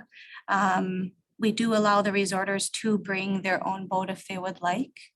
And that usually ends up being 2 per week in the past. But I would love if the resorters could feel free to bring it out. They're very respectful of the lake and how quiet it is, and they continue to use it as a quiet, mostly fishing lake. Talking about the capacity, it used to be 75 to 100 resorters per week, and so that's kind of what the lodge is set up for. I do have the kind of like kitchen and lodging license here with Polk County. I forget what I think around 75 is what they said is the best capacity for the lodge. If we could That many people, you have rooms for 75 people in the lodge? not, 75 people for like eating and being in that building. So I would love to be able to Almost like a restaurant part thing, host. host an event or something, okay. But thinking of the current cabins are not able to host that many people. But if we're putting a number on it, I would like for it to be closer to that for room for growth. All right. We should go through our questions on this one too, shouldn't we? I think on this list. So what will you do to ensure safe conditions for your guests? One of the things we do is that it's the expectations of the resorters. Also, it's very private and quiet. I feel like those things allow for it to be really not any other traffic coming in or anybody else kind of aware that we're there. We're kind of just a peaceful little entity. They don't know us, they drive right past us on the, and that allows for a lot of safety for our resorters. About to ensure the healthy conditions for your guests? So I think just making sure that our accommodations are pleasing and safety otherwise down at the lake. Everyone knows that we don't have a lifeguard on duty, so they are responsible to watch their own children and that safety factor. Also just the safety of the watercraft. We provide life jackets for them if they want to go out on a kayak ride. Yeah, those sort of things. What measures will be taken to prevent or control noise, odor, fumes, dust, vibrations, light, other activities? Yes. Yeah. We do have expected quiet hours of kind of starting at breakfast to kind of closing down the lodge at night. So our neighbors really don't hear us much because it's those normal times of the day. What measures have or will be taken to address increased traffic? Yeah, so our traffic, it's always been the same on 70th Street. It's just because we've been there since 1902. It really is not going to be a change per se. On the actual smaller now property is we've just been finding new places to park. And our neighbors, including our lake neighbors, but our bordering neighbors all know us and know that we've always been there. So really no increase in that Okay. kind of status quo there. What will you do to prevent water pollution or runoff into the lake? We got hit hard at the 2019 tornado, the big storm. And so that has changed our water line and a lot of our trees came down with that. Either fully came down or were leaning and had to be removed because it was unsafe. So that has changed the look of things a bit. runoff, we haven't had any issues with that yet because there's still foliage and trees down by the lake, so I don't see any concerns. Okay. Do you have any poor drainage or rough or steep terrain or sensitive environmental features? None of No, that? you saw the kind of bluff hill, but there's the road and then there's a less steep gradient that people like to bike down.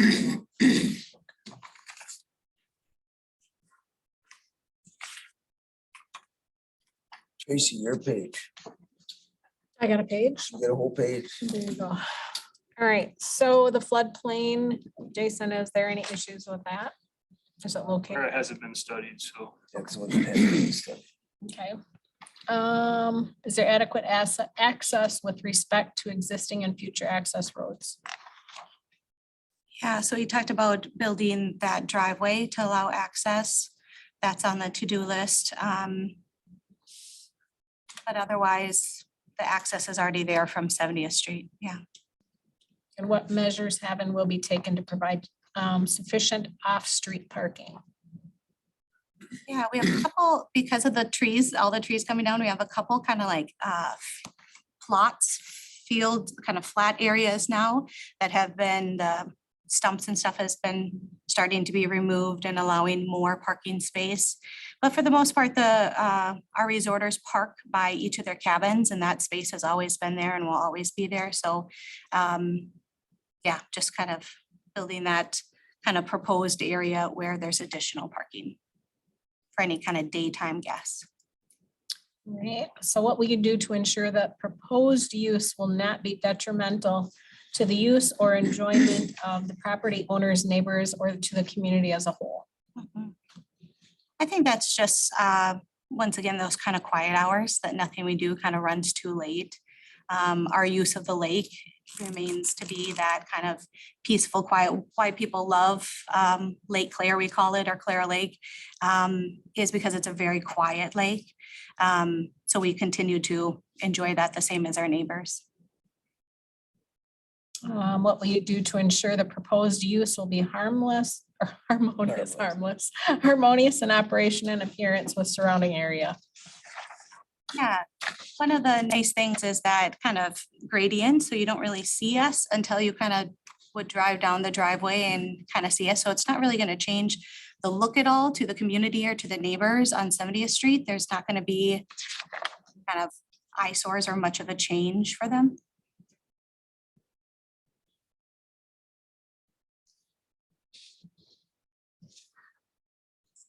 So then the existing sanitary sewer, you don't know if it's adequate for the size yet.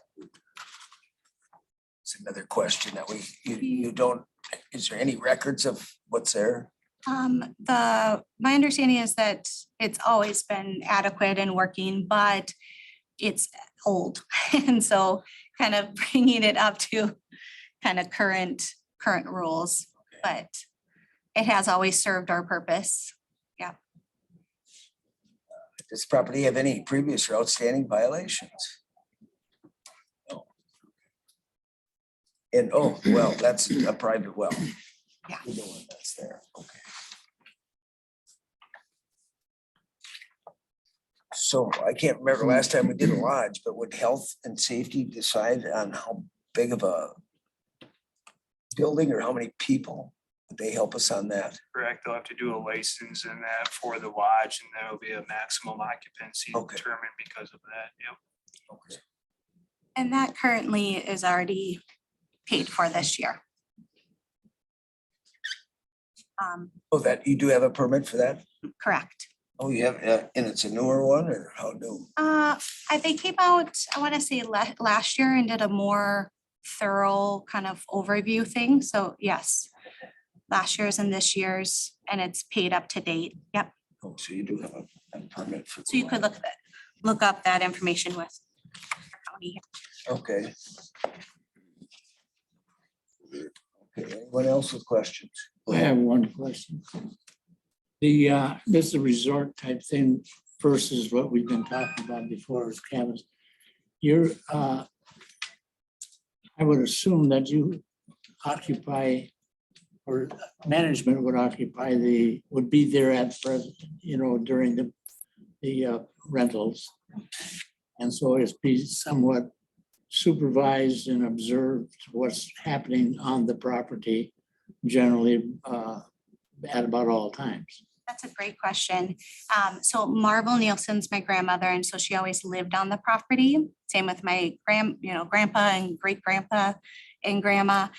So there has always been someone there. If we are in those summer months where we're fully going, there will be someone there fully running the resort, supervising it. Part of the proposal of future buildings is wanting to allow it to look a little differently, where they would rent the cabins, but not kind of have the full service of meals and such like we currently do. So there might be some times where people are there the week by themselves, kind of in the off season, but someone would still be there for check-in and check-out. How much property do your family generally own for the resort itself? Does it extend to the north? Great question. So Marvel Nielsen owns 640 acres that has been divided between families. So now the current resort will be on that 19.98 acres. So it's kind of just that, is it the north end maybe of the lot? It does extend quite a bit Is it south. connected at all with the Orr or Harriman family? Those are neighbors, yeah. Well, I know your neighbors, but I Yeah. mean, was that part of the family? No, yeah. So just always been neighbors, yeah. But you're right, close by. Seems like an odd question, but I know a little bit of history about it. Yeah, totally. Right. We're kind of an unknown lake, but once you've been there, then yeah, you kind of get to know the couple neighbors. Not unknown to me. Yeah. I used to camp across there for sure. Oh, nice. My boys for years. Yeah. Any other questions? If not, thank you. Thank you.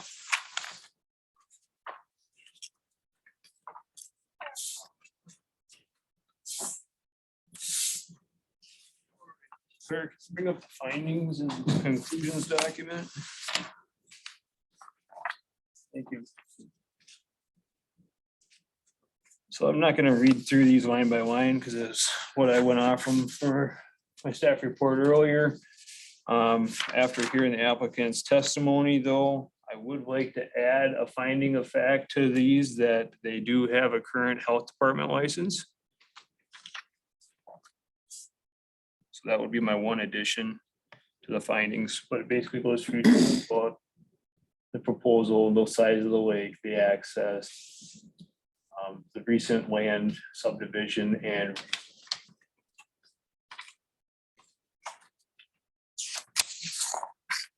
okay. I guess I didn't ask if there was any public here that was for or against. Anybody? Just to clarify that the lot of 2006 is now just a private driveway with our mom's house. There's two daughters here. I'm Ani and this is Lori Cronklin. Should we, let's have them come up. Better have you come up then. Okay. Come up and state your name. I'm sorry that I forgot to ask.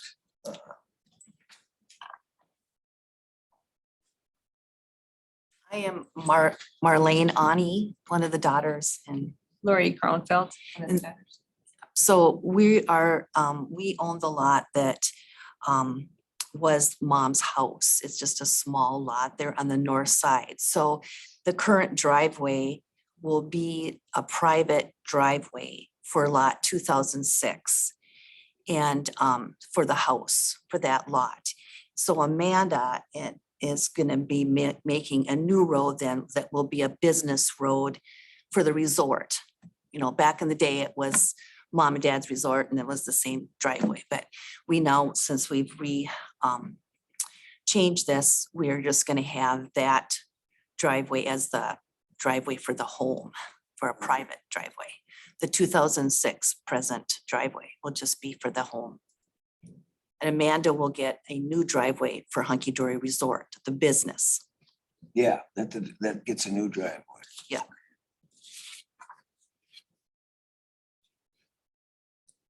Any other comments for, against, anything, or? No, everything she answered was just fine. That's the only clarification. Okay, Yeah, the driveway is very close to the house, so he just wanted that a private driveway. sure, And it would wreck the volleyball and the tennis court, and that would be a disappointment too, so.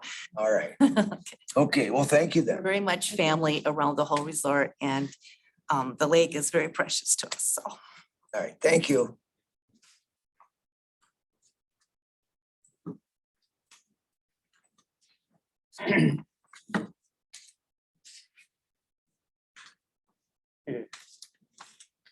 Does the committee have any findings that you'd like to add besides what's showing up there?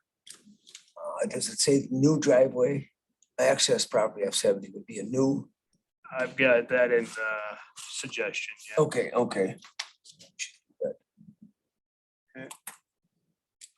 Scroll on down if you would, Claire. Thank you. A little bit more. Staff recommendation part of it. Okay, so I was trying, because we don't have a lot of these and that, I tried to think of all the possible situations that we might run into. Especially considering the scale of the request for 12 dwellings on, basically a 20-acre parcel. And if it was zoned RA5 like it was, that would only allow 4 dwellings. So we're really at 3 times the density. And of course, they've got lake access. And so I agree with the comments that we've heard. The first thing that we need is we need to have a good access to get to the property. Because of those curves and that going to the south where that driveway is gonna be. It'll probably involve the town of Georgetown, so as well, so to make sure that they approve on that driveway. Similar to that, all parking must be on gravel or paved surface on the property. I'm not sure, I didn't see a lot of parking spaces down by those lower cabins.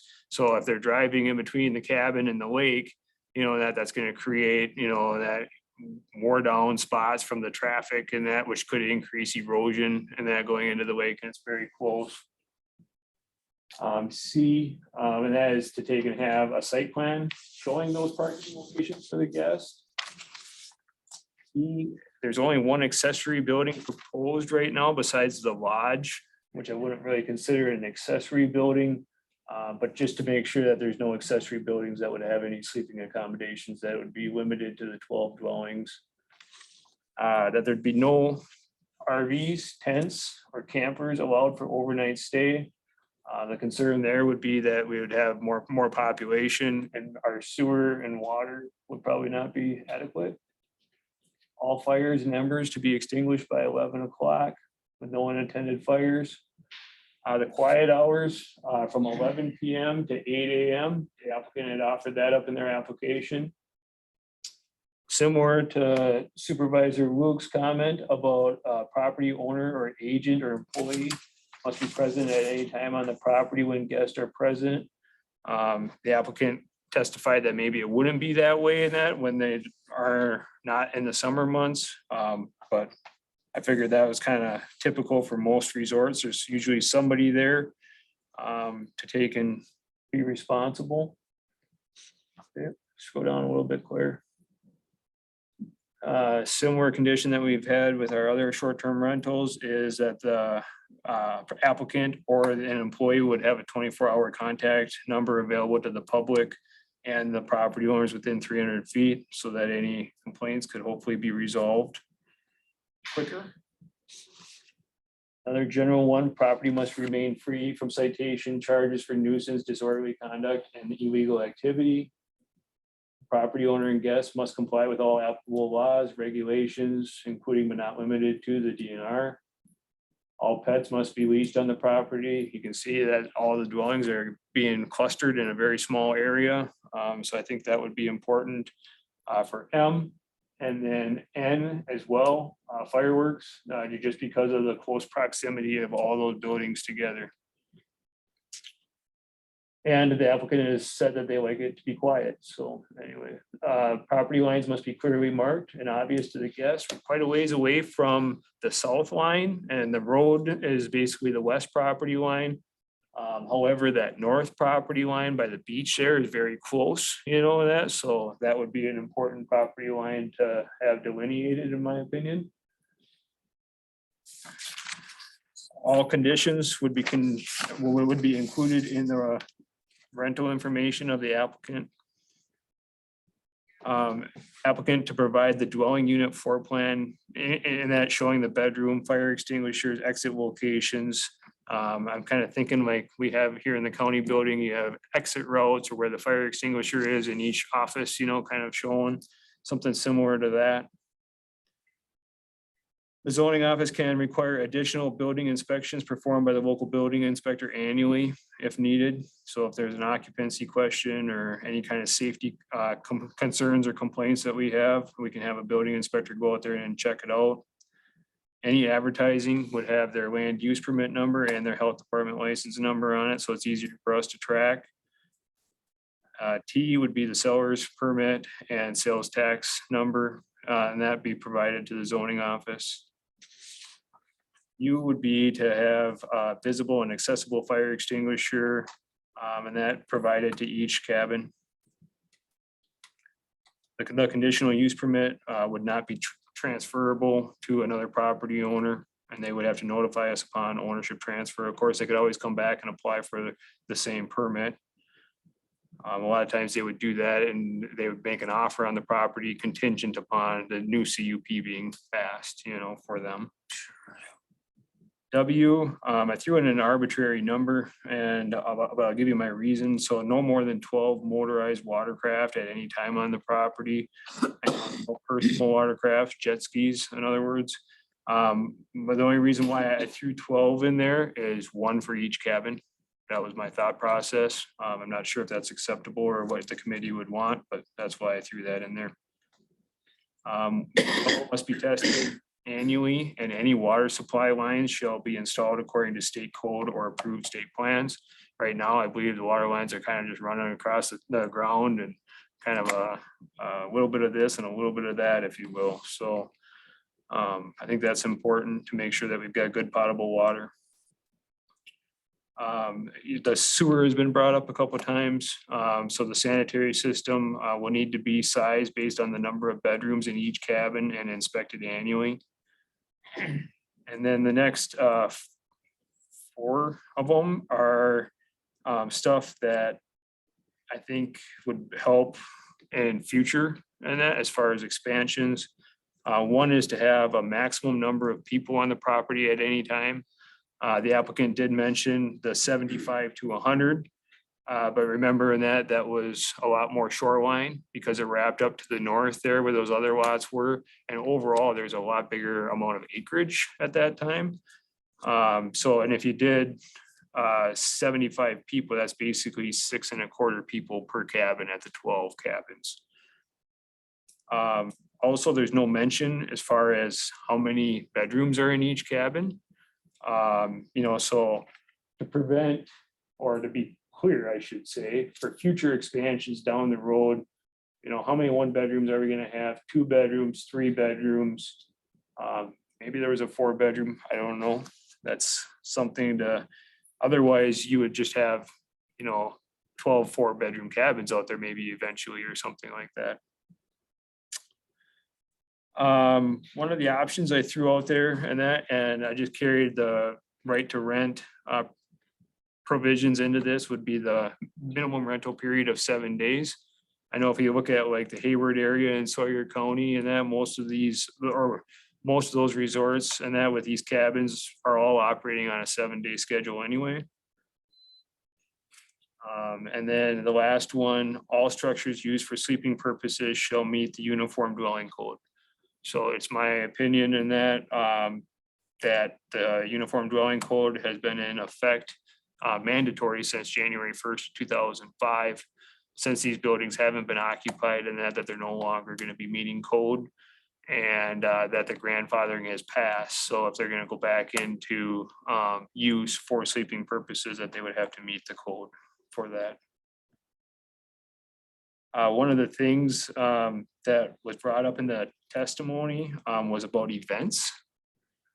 And I didn't know if the committee would want to add a condition or if the applicant would be willing to accept a condition that said something like no wedding events or no conversion to like a wedding events center or hall. I don't know.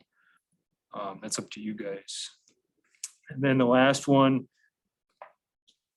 and would be maybe to have some kind of an assurance that it could not be converted into a condominium plat. So that all dwellings must remain underneath the same ownership. I think that would be probably a good condition to place on this use.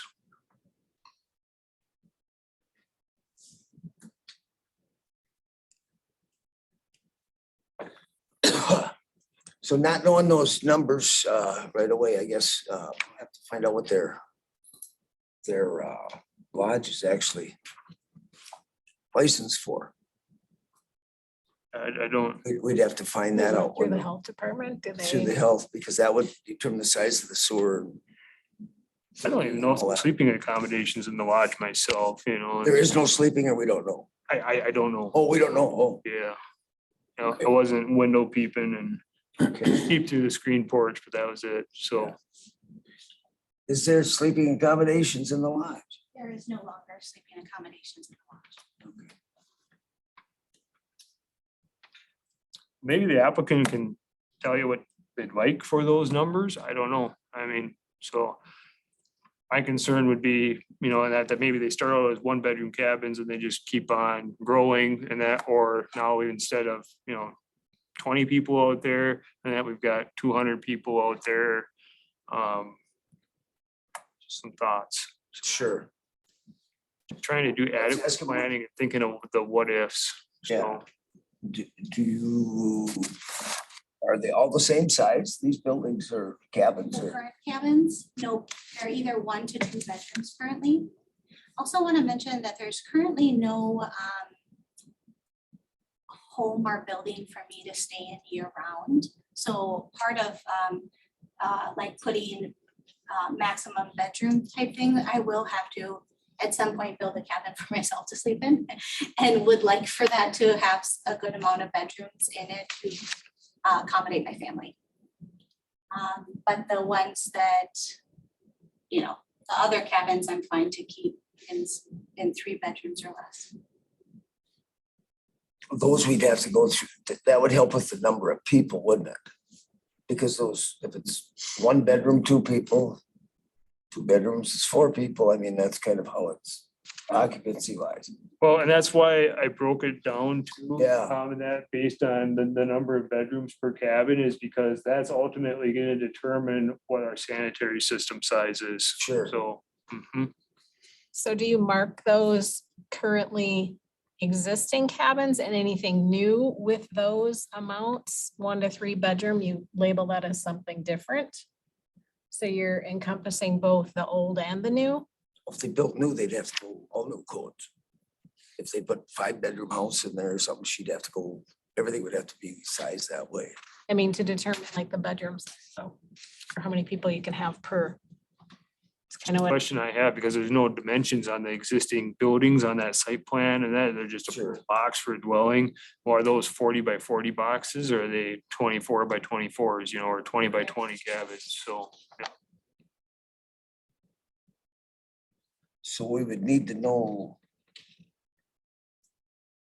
how many bedrooms are in the cabin. Each cabin would have to be marked. size of each cabin. Wouldn't that number be determined by the new sewer inspection? By the health department, I mean, don't the two have to coordinate? pretty much, don't they? It's a, on The that, health department has to come out or a building inspector to determine the size and amount of bedrooms. That's what we had to do in the last one too. and that they can, you know, and that, so I don't know if they're intending on using the existing cabins or building new cabins. But yeah, and then, I mean, we could add a condition in here that the local building inspector has to determine the number of legal bedrooms in each of the existing structures if they intend to use them, so. Yeah, are you using those? Are you gonna use the existing structures? Using the existing cabins. we would You like are. to- Correct. Oh, so then we'll have to almost do that. That's what we had to do with the other one, so we know sizing. And there is a lodging license, a kitchen and lodging license that's up to date with your health department. section. So we would get that also to know. But we would have to have the, that's what we had to do in this last one is to make sure that we know that.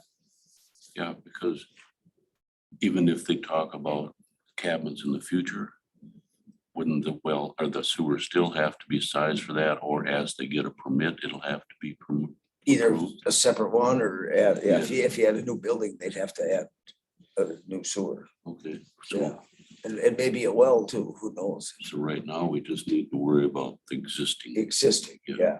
Right. Oh, yeah, but the proposal's got 12 dwellings on it. So, Well, it's got 12 and there's only 7 there. Yeah. Oh, God.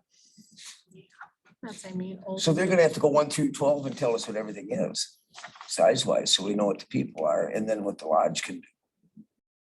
Don't they have to pull a new permit on every Dwelling? 1/7? every dwelling and that they'll have to take and pull a new land use permit to build it and that, but they won't have to come through and redo the conditional use permit and that, so, and that, because Yep. So we're dealing with these then. We're dealing with 7 existing, is what you're saying, 2, 4, 5, 6, 7, and then 12 total. 5 more. Right. No, that's right. I guess I got Yeah, you that. I did. was Yeah. mixed up on what Jason said. If What is the they box? build one of the 5, don't they have to have a land use permit and? Yep, but they would not have to come back before you guys as the board to take and get their CUP approved. Well, that's No, I 6. understand that, but then That's 6. through the permit, wouldn't there, Documents aren't there. the sewer have to be built to Yeah, match that But if they permit? do it, it'll be. Right, and that, but we're talking about commercial use, and I think the applicant is gonna be able to save some money maybe if they put in one sewer, and that for everything. So we're looking at like state plan reviews, and it would be very beneficial, in my opinion, for them to know going into it, what So they. that's what I meant, then they'll know if 5 act additional to Yeah. go into that community sewer.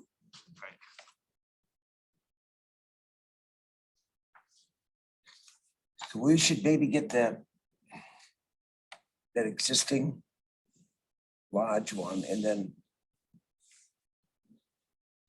we'll have to get what each one of these buildings is gonna be bedroom wise for an occupancy.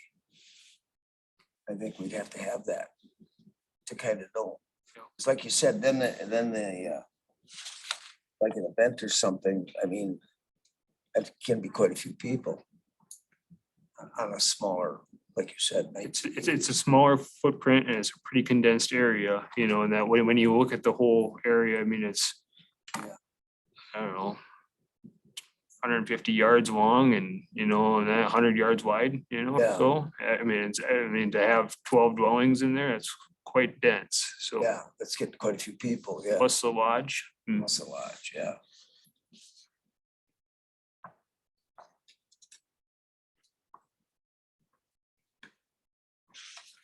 Yeah, because they're gonna have to size the water, everything to get that up, and then the parking. For that many people also, it's gonna take quite a parking lot too. Because you have to park on impervious surfaces, you'd have to build quite a parking lot for this many. Well. Here's my view. I think we need a better layout. We need that permit. We'll have to see how many dwellings in that, how big of a parking lot you have to end up with and everything to see if you have room. You have to sit down and really draw this out a little bit better. She can answer me something. Part Go of, part of ahead. this was kind of envisioning the future too. And so all of that's gonna take time, but there is a flat field, kind of that whole triangle to the right is a flat field that could be made, like you said, whatever surface you need for additional parking. So there is space for, we But have your had. sewer could be 2 acres in size. I mean, I mean, in your parking lot, if you look at this many people, you got 100 people and you add all these I think the, dwellings, you'd end up, you'd have pretty good sized parking. we've always had that many people with the septic, and so, and we have family reunions and those kind of events. We have had weddings in the past. That's not something we commonly do, but it's something that we do have one day kind of events there that I would love to continue to do for people as well.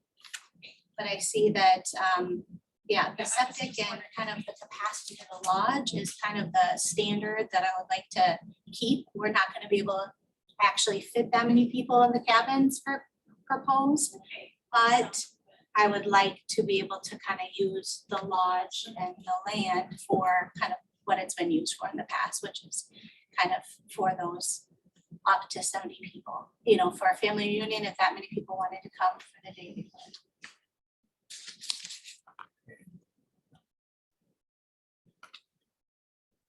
Well, just, what I'm trying to do is help you down the line here, is that you need a pretty good drawing so that you can do things in the future, because otherwise you're gonna box yourself in where you can't add anything. Yeah, and that's what I See was what I'm trying to say? do, is not box myself in, so that's, yeah. You're, because you better find out how to upgrade, because it's been closed, so you have to upgrade everything to new. So you gotta have grease traps, you gotta have all that, you gotta have all your water done and stuff. I mean, you gotta go to infrastructure to get in. And you're planning on all these extra buildings alone, you know, doubles all what you have. So you don't wanna fix half the things and not be able to put them where you want them and stuff. I think we might need a little more drawing, and then you might have to downsize. I don't know if you have room. That's okay to downsize from what's proposed. Yeah. Yeah, I just didn't wanna box myself in from the future of not being able to, but whatever you guys feel like is doable on that plot.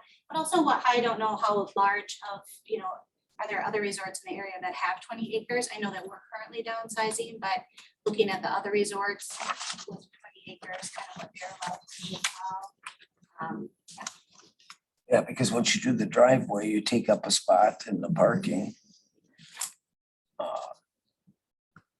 don't know, what does everybody else think?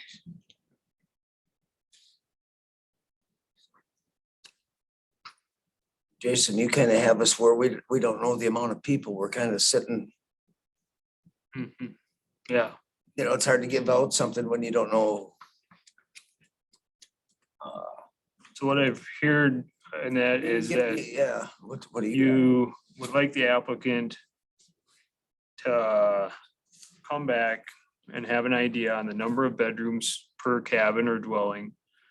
And that have a better site plan that shows the size of each dwelling, and to verify that there's enough room for parking on the lot. And then a copy of their permit from the health department, so. Yeah, I do have a copy of in my papers here, I just found, of my license, if you want to look at it. From that department, or I can come back. does it say how many people on the license?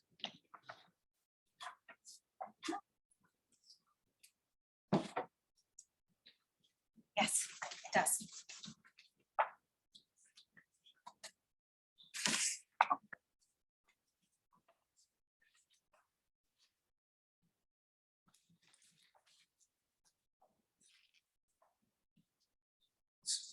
Duplicates.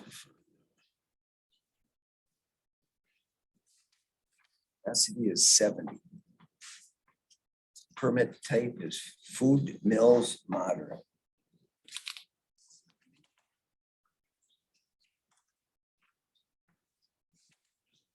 And the other one is a lodging hotel, 5 to 30 rooms, capacity of 21. So is that for the cabins then? Yes, the lodging would be for the cabins, Okay, 5 to 30 rooms. 30 rooms. So that's what but they're not saying, they put a capacity at 21, 21 and 7. Okay. Maybe more people than that. But yeah. But those are just the health ones. They still need. Okay. What was the list we thought they better bring back? Us a better, yeah, Here's what I've gathered. Okay. And that, we'll need a copy of that. We don't want to take her copy, so yeah. we need a copy of the health department license. Better site plan that showed the size of the dwellings and the adequate parking area, which our ordinance will have that 200 square feet of hard surface too, and that for each parking space. And then the number of bedrooms per dwelling, and that just to clarify that out. And maybe that would change maximum occupancy, maybe it wouldn't. So I'll put down maximum occupancy. Sure. And I don't know about the watercraft, if it's reasonable to the applicant or not, like threw out a number, so. I have an issue with that, but I don't know if we were that far along. I have another question about the numbers, Yeah, okay, yeah. just because I'm a little bit confused. If the new 5 aren't gonna be under this conditional permit, we're just dealing with what is there now. Oh, the new 5 would be underneath this permit, so, yep. Said it wouldn't be, but okay, That's why we're asking for a better site plan, a Right. new 5, because they can be 5 4-bedrooms or 5 1-bedrooms. right, yeah. So that we better figure that out. And then they might, you'll have to look at some sizing for sewers and that and see if you have room, because with the new driveway coming in, you might move it to a different spot, so it's not across the sewer or something, or a water line or something, so. I think we need that before we move on. To get the numbers for them, to get the numbers they would like, I guess. Right now there's 9 bedrooms on the current cabin. To give you an idea, it says 5 to 30 or whatever in the permit there. I mean, in the- Yeah. So if we use that rationale, if there's 9 bedrooms and we use the state's 2 people per bedroom, just like we use for any short-term rental. Yeah. Right, 18 people, so I think it'd be in their best interest too. I mean, if they're trying to get close to that 70 mark, we're quite ways apart, so. Yeah, because they can serve 70 people, but they can only house 18. Right, Oh, currently you're saying. Yeah, currently, yeah, But that's why the event stuff, the yes, we just had a family birthday there. I would like to be allowed to have people there on the property too. yeah, but there's more than just the renters or whatever, okay, it should be a lodge, yeah. Okay, well, I think if we get the site plan, what else would we ask for then? Then Doug, you had a question about the motorcraft. Yeah, I don't have a problem with no personal watercraft. Just because I hate to be that way, but people don't like them. But I don't think that's fair anyway, but I don't care which way it goes. No. But I think limiting the motorized is just putting a condition on there that can't be dealt with. I mean, who's ever gonna come back and say, well, you got 13 or 14? I just think that just don't put it in there. It's not I don't see it as a problem anyway. Myself on that size lake. Okay. So Jason, is that based on people bringing it in? Because they said they supply non-motorized. So it's limited at 12 for people bringing it in? yeah, basically each person bringing in their own boat, so. Cabin, it would be, It's a pretty small lake, Right. and I'm just afraid, what if there's other people that want to be, out there fishing or something like that? I mean, when you're there looking at it, seemed like there maybe should be a condition and that put on it, to address that, but maybe we don't carry, so. Yeah, and PWCs, you're not supposed to be operating within 200 feet of the shoreline. Well, you take 200 feet of that away from the shoreline going around that lake, it's a pretty small area that they're actually, supposed to be operating in. I like that in there. I would go less even. Just leave it in there. I would go They'll less probably even. do it in their own handbook probably. Otherwise, if you don't put a limit on it, you could have, a contest out there with two guys in a boat, and if we're at 70 people, that's 35 boats on a 50-acre lake. Yeah, be like in the Mississippi River down by the lock and dams. Yeah, Yeah. so. All right. So then all the other ones seem pretty good, but I think we should get the better site plan and stuff to really Okay. lock it down a little better. So we postpone to date?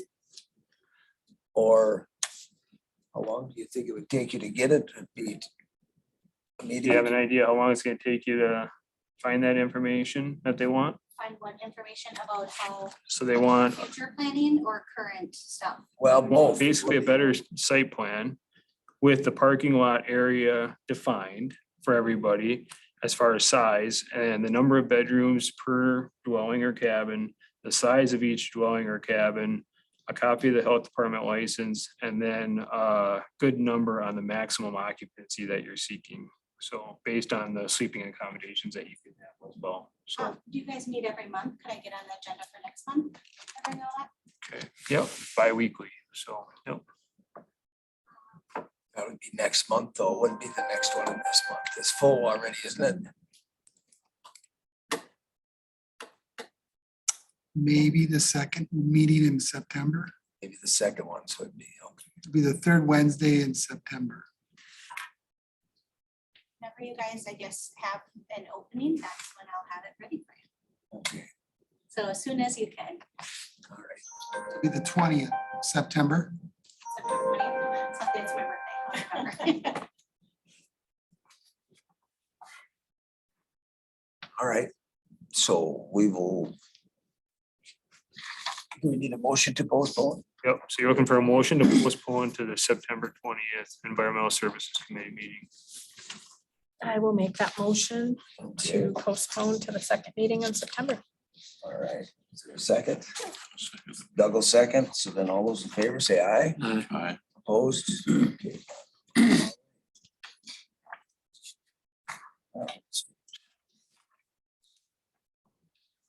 I think a 5-minute break to Take a stretch 5-minute break. there. We gotta stretch the legs in here once.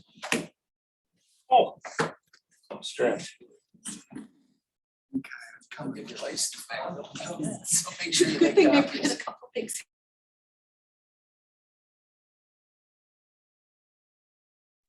okay, so 7C, Carrie Francosis request a rezone from residential R1 to small business commercial B3 for a parcel located at section 27, town 37 north, range 17 west in the town of West Sweden. The parcel number is 0480009420000. 1.4 acres in size is the total property size. Okay, and this, I'm just gonna start with the exhibits. The first exhibit that we have is from the town of West Sweden monthly town board meeting. And it was on May 16th, 2023.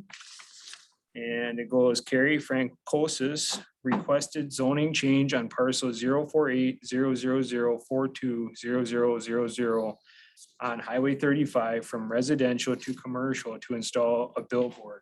Supervisor Lundquist motioned to approve zoning change. Chairman Taylor seconded, carried. So that's exhibit 1. Exhibit 2 is a letter, kind of an opposition that I received as an email from a Jennifer Johnson with Wild Rivers Habitat for Humanity. It was dated Thursday, June 27th. And it says, while I don't have an opposition to the installation of a billboard at this property and understand the rezone is required to allow for this to happen, I am concerned for what may come later as a result of the proposed change in zoning of the property from residential to small business commercial and its effect on the residential property around it. The rezone allows for all the business and commercial opportunities in the commercial district, but on a smaller scale. This has the potential to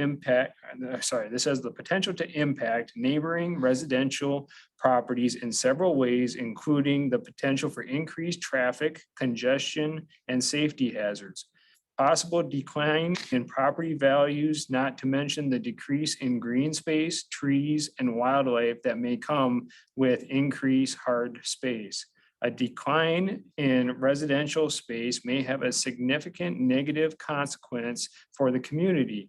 Reducing the availability of residential space can lead to a much greater increase in housing demand and subsequent higher costs, making it difficult for families, young professionals, and low-income individuals to find affordable housing. Preserving adequate residential space is crucial for fostering a vibrant, diverse, and thriving community that prioritizes the well-being and quality of life for its residents. So again, Jennifer Johnson, that's President and Executive Director of the Wild Rivers Habitat for Humanity. So those were the two exhibits that we've received for this request, and we received those after we had, of course, published the Class 2 public hearing notice in the paper and sent it to all the property owners within 300 feet of the property. Claire has it up on the map here. The village of Frederick limits are this kind of green line here coming across. So the southeast corner of the property that she's got highlighted there is connecting to the village of Frederick. Lot 8 here and lot 2 over here, those are zoned R1. But the stuff across Highway 35 here is general business commercial, as well as the lot 1 right above it. So there's commercial to the north and R1 zoning to the south and to the east of the existing parcel. There are no wetlands and no navigable waters or any kind of floodplain on the parcel. There have been no land use permits pulled on the parcel. It is accessed by Highway 35. And an off-premise billboard sign is not allowed in the R1 zoning classification. So that's why they're seeking to zone it to the B3 or small business commercial classification. And with that, that's all I've got for my staff report on it. Do you have any questions? Does the town of Frederick enforce their mile right away? not. They do not. They do not. So Frederick doesn't do that. Yep, Frederick and that does not have extraterritorial zoning. Okay. Yep. Does the town comp plan have that it's 35 zoning? And that I assume that the town of West Sweden, consulted with their comp plan and that when they made the motion To to. approve? Okay, So I do know that the town of West Sweden has a comp plan, so. okay. That's the questions I had. Is the owner here? Are you here? Here. You have anything to add, subtract? I don't think so, just that's what we're looking to just put a billboard in and a tasteful one, and that's what the plan is so Okay. far. All right, so this one I won't forget. Any other public here to for or against? You're on the No. next one. Yep. You're on the next one, so you're I'm not. here for myself. I have no objection. There we go. Well, thank you. Solved.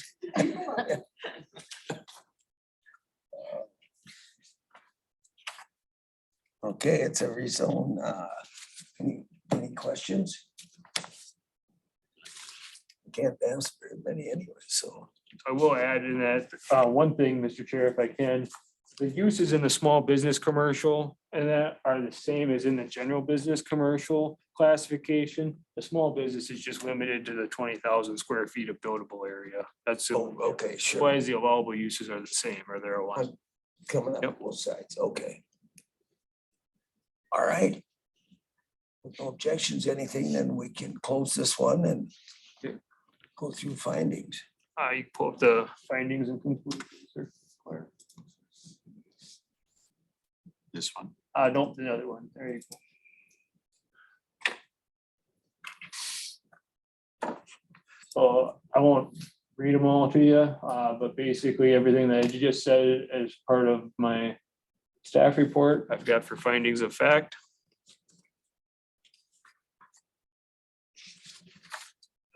Good. Yep. I think we have, Frederick doesn't have extraterritorial, do we? I don't think we have to, I don't think we have to have that, all right. Then conclusions of law, changing of the zoning of this property, small business, commercial is ordered by the town of West Sweden.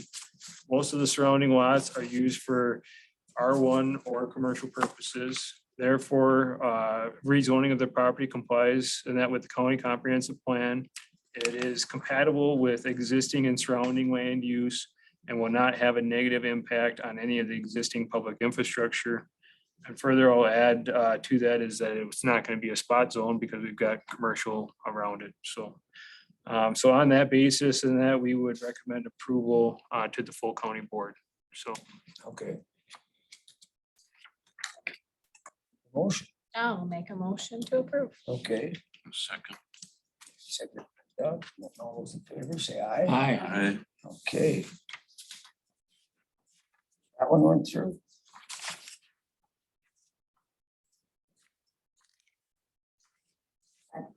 Thank you, everyone.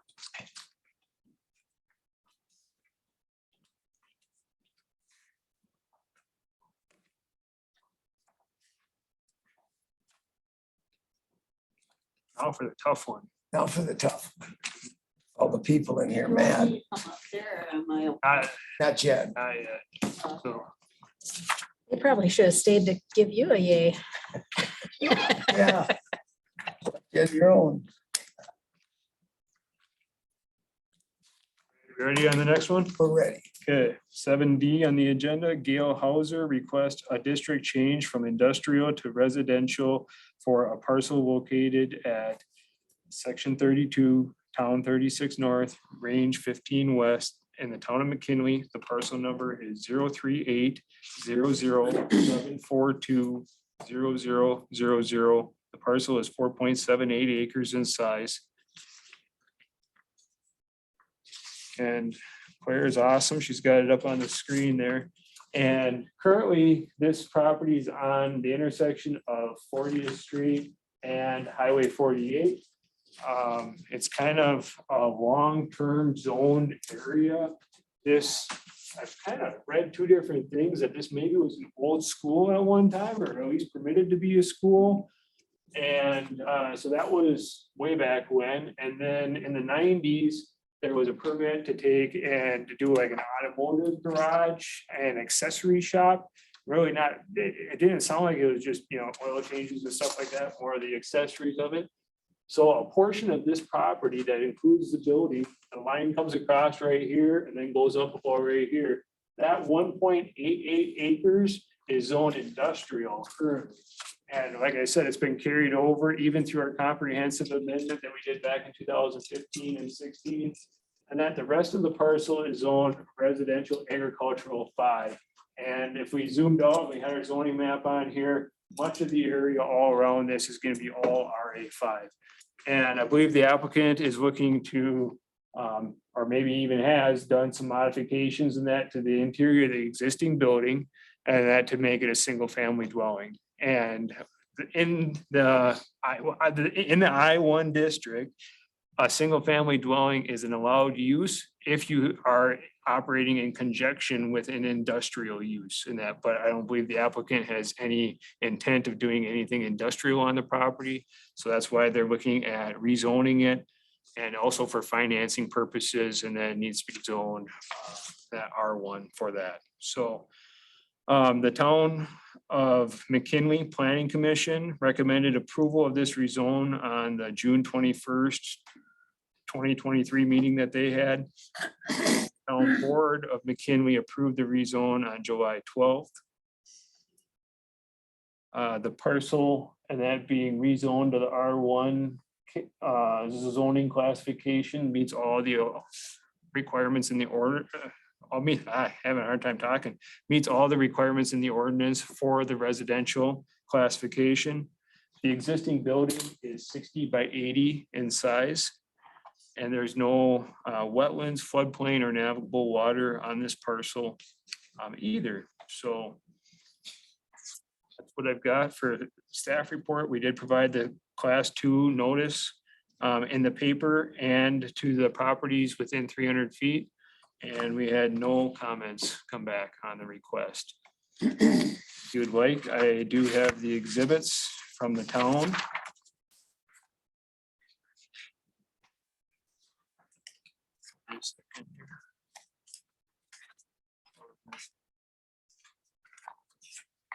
And I just classified them both as exhibit 1, because I've got the planning commission motion. Heidi Wagner made a motion to recommend to the McKinley Town Board to approve the rezoning of the Gale Hauser property as it falls in line with the Town of McKinley Comprehensive Plan, seconded by Mike Rouser, and it was carried. That was from their June 21st Planning Commission meeting.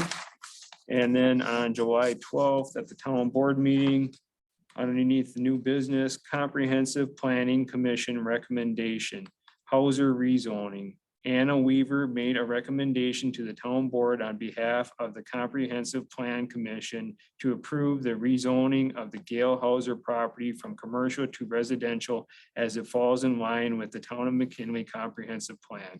Motion by Wickstrom to accept the comprehensive plan commission's recommendation, seconded by Richie Perry. So we called them both exhibit 1. And that was the only one that we received. So Okay. Good. Do you have anything to add? No? I don't think so. Okay. When before I bought the property, I checked with McKinley Township to see if I could put a home there. And I said I would have to, I thought it was commercial at the time. And they said, yeah, no problem, go ahead. So I bought the property. I started the house. I've been there for a couple of years working on this. So I'm kind of ahead of things here, but Okay. that's about it. the commercial, I believe, came from the tax code because it's being assessed as commercial on the taxes. Oh, sure, on the tax stuff. Okay, yeah. All right. If not, then we can close if there's no other questions.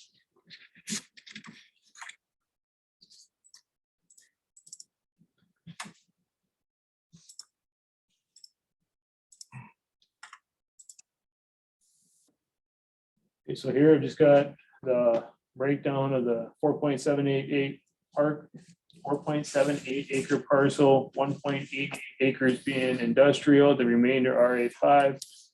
It was an old shop. I want to make it a single family dwelling, planning commission and town board approval. The surrounding land use, the access. It does have a 3-bedroom holding tank, sanitary system that's fairly recent. And no other permits have been pulled lately for this property. So, and no floodplain in the existing building size. So therefore, changing the zoning of the property to residential R1 is supported by the town of McKinley. Most of the surrounding lots are zoned RA5, which allows for all your single family R1 uses. Therefore, the zoning on that is going to comply with the Polk County Comprehensive Plan, the compatible with the existing and surrounding land use, not have a negative impact. So we recommend approval to the full county board on that one as well. All right. Entertain a motion. I can make that motion. Doug will make that motion. It's the old East Luck School. My sister went to school Oh, there. she went to school. there, Yeah. That's what it is. I seen it on the permits and It that. wasn't that age should have go. Because there was a Notice he permit, said his and that when they sister not added on to the west side of the building and it said school on it, and they were adding on, and I don't remember the size, but they added on to the west side. And then after that was the auto accessory Yeah, there was a shop. garage there for a while. Yeah, so. Number of things, daycare, Did you second it, Yeah, Tracy? that's Yeah, right. about 8 years. daycare too. All right. All those in favor say aye. Aye. So we don't forget to vote. You've had enough of I that. didn't, I want to vote before we forget. We did notice, he said his sister, not him. Yeah. His older sister. Thank you. Yes, thank you. Nice. Thank you. Number 9, are we? I mean, Supervisor Olson has to have this on the agenda. Yes. And he isn't here. Yeah, Malia, Yeah, Did he talk to you? he did. Oh, God. So one of the considerations that he wanted to bring up about the tourist rooming house, because right now you've got it bifurcated. There's the administrative permit that by itself would be below or more restrictive than state standards. Yep. But the conditional use permit is your door into, you know, having more flexibility. But it requires you guys to have meetings that go This long. long. And it leaves everything up on a case-by-case basis. So his concept was to go to a straight administrative permit that is the state minimums, which is the 7-day minimum rental time, 180 days consecutive, and make it an administrative permit. It's gonna make some people not happy, other people happy. It would unburden the zoning office with all of the legwork that they have to do. On the flip side, you're not gonna have the same amount of control or oversight. So those would be the risks, but he wanted to contemplate that. And if it's something that this committee wanted to do, I've already made red line changes into the comprehensive and the shoreline so that we could then go forward and move and set it for, I'll draft a resolution and set it for a public hearing at some point in the future, if that was something this committee wanted to do or explore, I guess. Let's do it. fortunately, our next meeting is fairly light. So we could do it as early as August 16th. Let's go through it and do it. Because I would make the comment when Leah said the 7 days, I think we should go with that. Just because that's been our discussion all Yeah. along. The rest, I think, is wonderful. Can you? We can't, So I think we can set that up all right. and Yeah. if that, you know, You won't be able to have. a little bit of And change, you gotta file a petition. And then we have a public hearing then have after a that. public Then hearing. have- in You gotta file a petition September. and Yeah. then you gotta take a schedule for public hearing. Mhm. Let's see. And so the hearing cannot be on the 16th. No, Won't happen. No, No, just to that- get it, it's a the red special. line to get it, and then line up a public So I would hearing have a after that. resolution drafted, have the red line attached to it, And- Petition, pardon, You'll wanna file a Petition. petition with county clerk's office first, you know. and then set it September, October sometime for the Yeah. public hearing. It would also, of course, impact that portion of the realtor's claim, and we can talk more about that when we go into closed session later. Brad did ask me if there would be a potential to have a moratorium of some kind on the current applications that are pending, and I said. No. That was the other question, Brad. Well, the answer is. Okay. All right, Because any application that comes in prior to the any change, any application for conditional use permit that would come in prior to the change would go under the current ordinance. yeah. Okay, You Steve, keep stopping in and taking care of this for the next 2 years, 3, Right. Yeah. forever. It won't end for a while. at least the public here. Yeah. All right, so that'll be on our next, that's for our next agenda too then, huh? which is a good segue to the next item. Yep. Where to start? I'm sure many of you got that email from Trish Carlson yesterday from Force. Did you see that in public comments? I didn't. Wasn't too much. I got one home, but I did read it.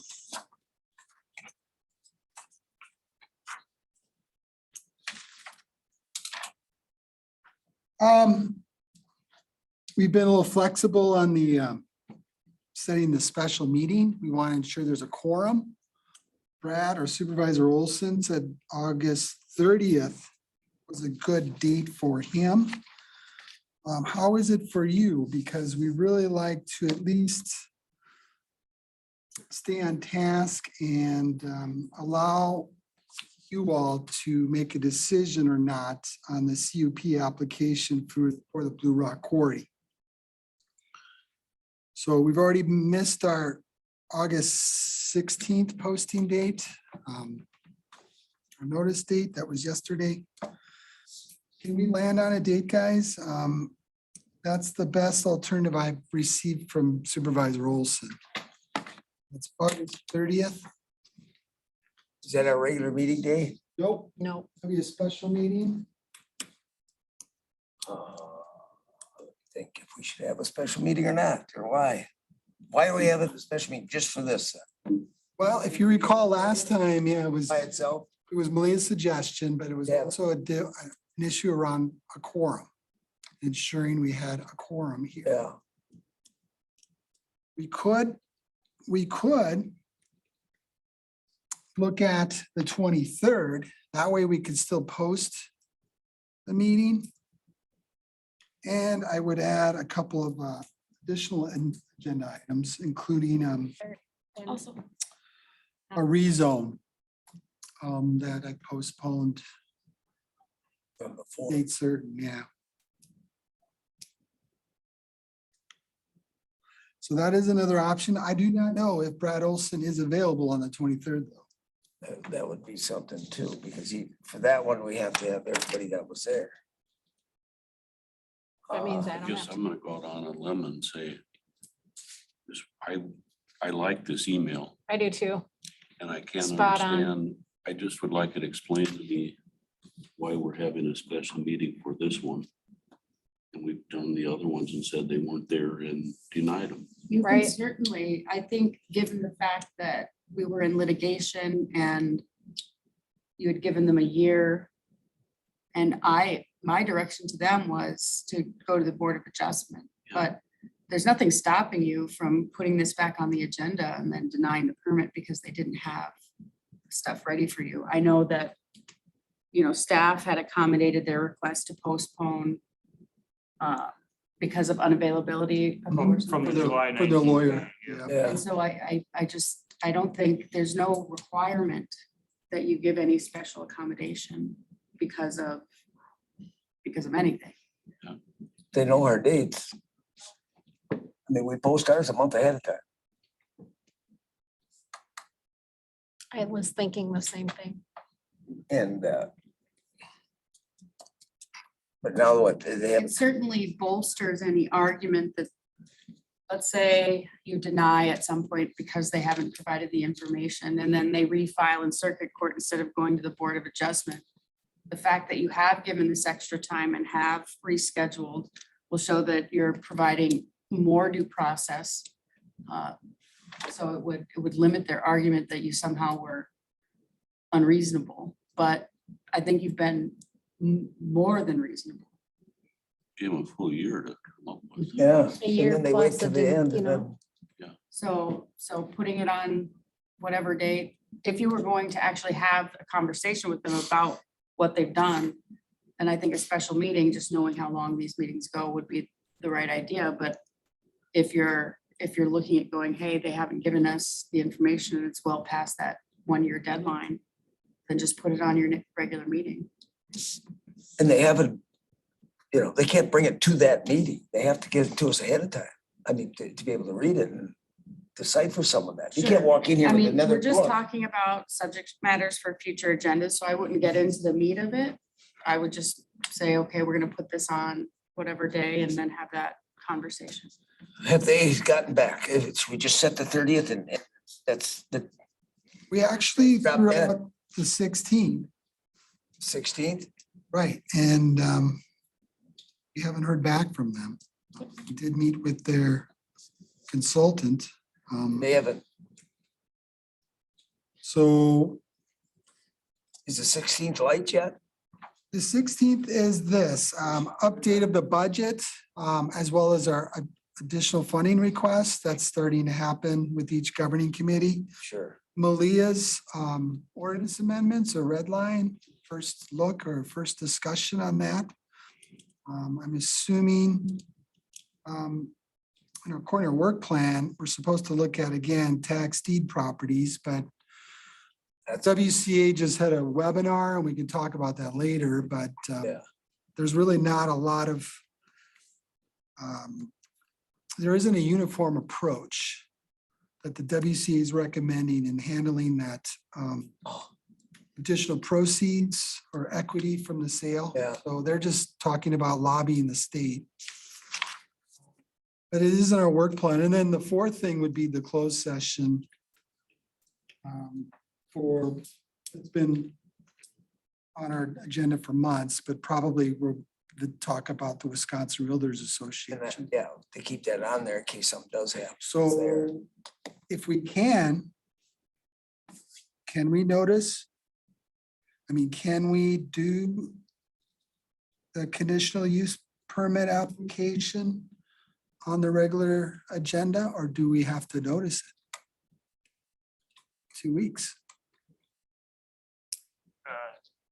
Public hearing has been closed, so you don't have to take and republish, on that, any notice on that. But if they bring, significant, information to you, then you might want to have another hearing on that. So, or I would suggest having another hearing. Well, if they bring us another booklet, yeah, you have to have another public hearing on the new information. It didn't sound like the consultant had been working on anything when we talked to her Last last week. week and that, so. They waited till the 11th hour. They're not gonna be ready for this meeting either. Turn on and find out. Yeah. It's kind of, yeah. If we're Even though- comfortable by putting it on the 16th, we can. Put her on there, see if they show up. See if It's the something. day after the county board. Again, it's a light agenda. It's a light agenda. Let's put it on there and see if they're gonna show up. If nobody shows up, I think it would be important. Brad is here that day, yeah. I believe so. yeah, he should, yeah, we gotta have enough. Jeremy would not have any, knowledge at So all. he was at the first meeting, but he wasn't at the second meeting, Who? Justin? Justin. Justin, no, I'm yeah. talking about Jeremy, the Sharon's replacement. And he Oh. didn't show up again today, yeah. Well, maybe there's just some freshman So Fresh. yeah. confusion. I on- wasn't at either one of those meetings, but I did painstakingly watch Did you? those both. Okay, So I just want to make sure we have a quorum that can vote, so. Yeah, I'll swing by. swing by. just see- You watched all the. I think put it on there because Jay, they're what they're 8 gonna do is hours bring long. a bunch of books and throw it in our face and say, here, catch up. If they got anything, and that's Well, what I'm. let's not afraid get of. into the weeds. We don't know what they're gonna bring. I don't. If they bring in one piece of paper, Still on. Yeah. we still, do. 16. All right, sounds good. Okay, it's on there. okay. Budget. Red line version for tourist rooming house provisions, WCA stuff. WCA, Keep that. Closed same session. closed Session going for both. and the CUP application for the Trap Rock Quarry in the town of Osprey. Okay.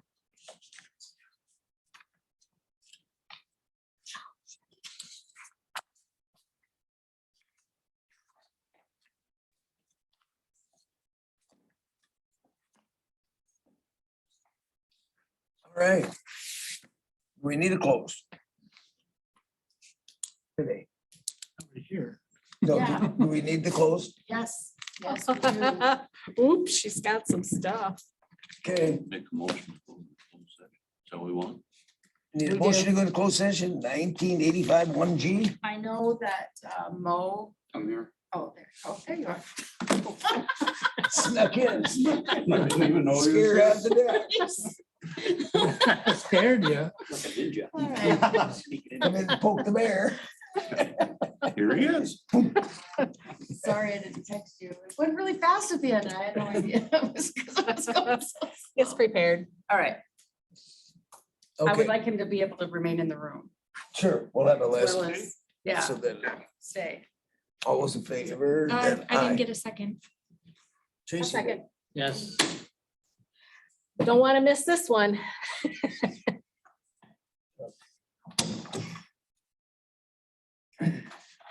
Doesn't there have to be a roll call? Yes, Aye. aye. yes. Yeah, all four yeses. Malia vote. Good one. right?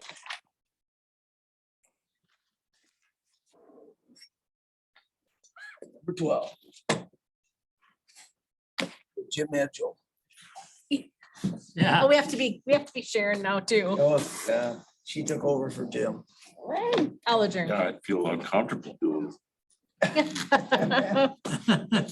Nobody else has ever done it it. for Karen's Jim. always done it. Yeah. Yes, she has.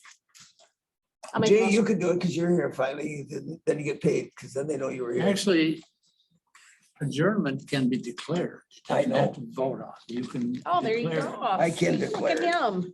But it was Sharon's favorite. It was Sharon's favorite. Motion to adjourn. Am I picking a second or?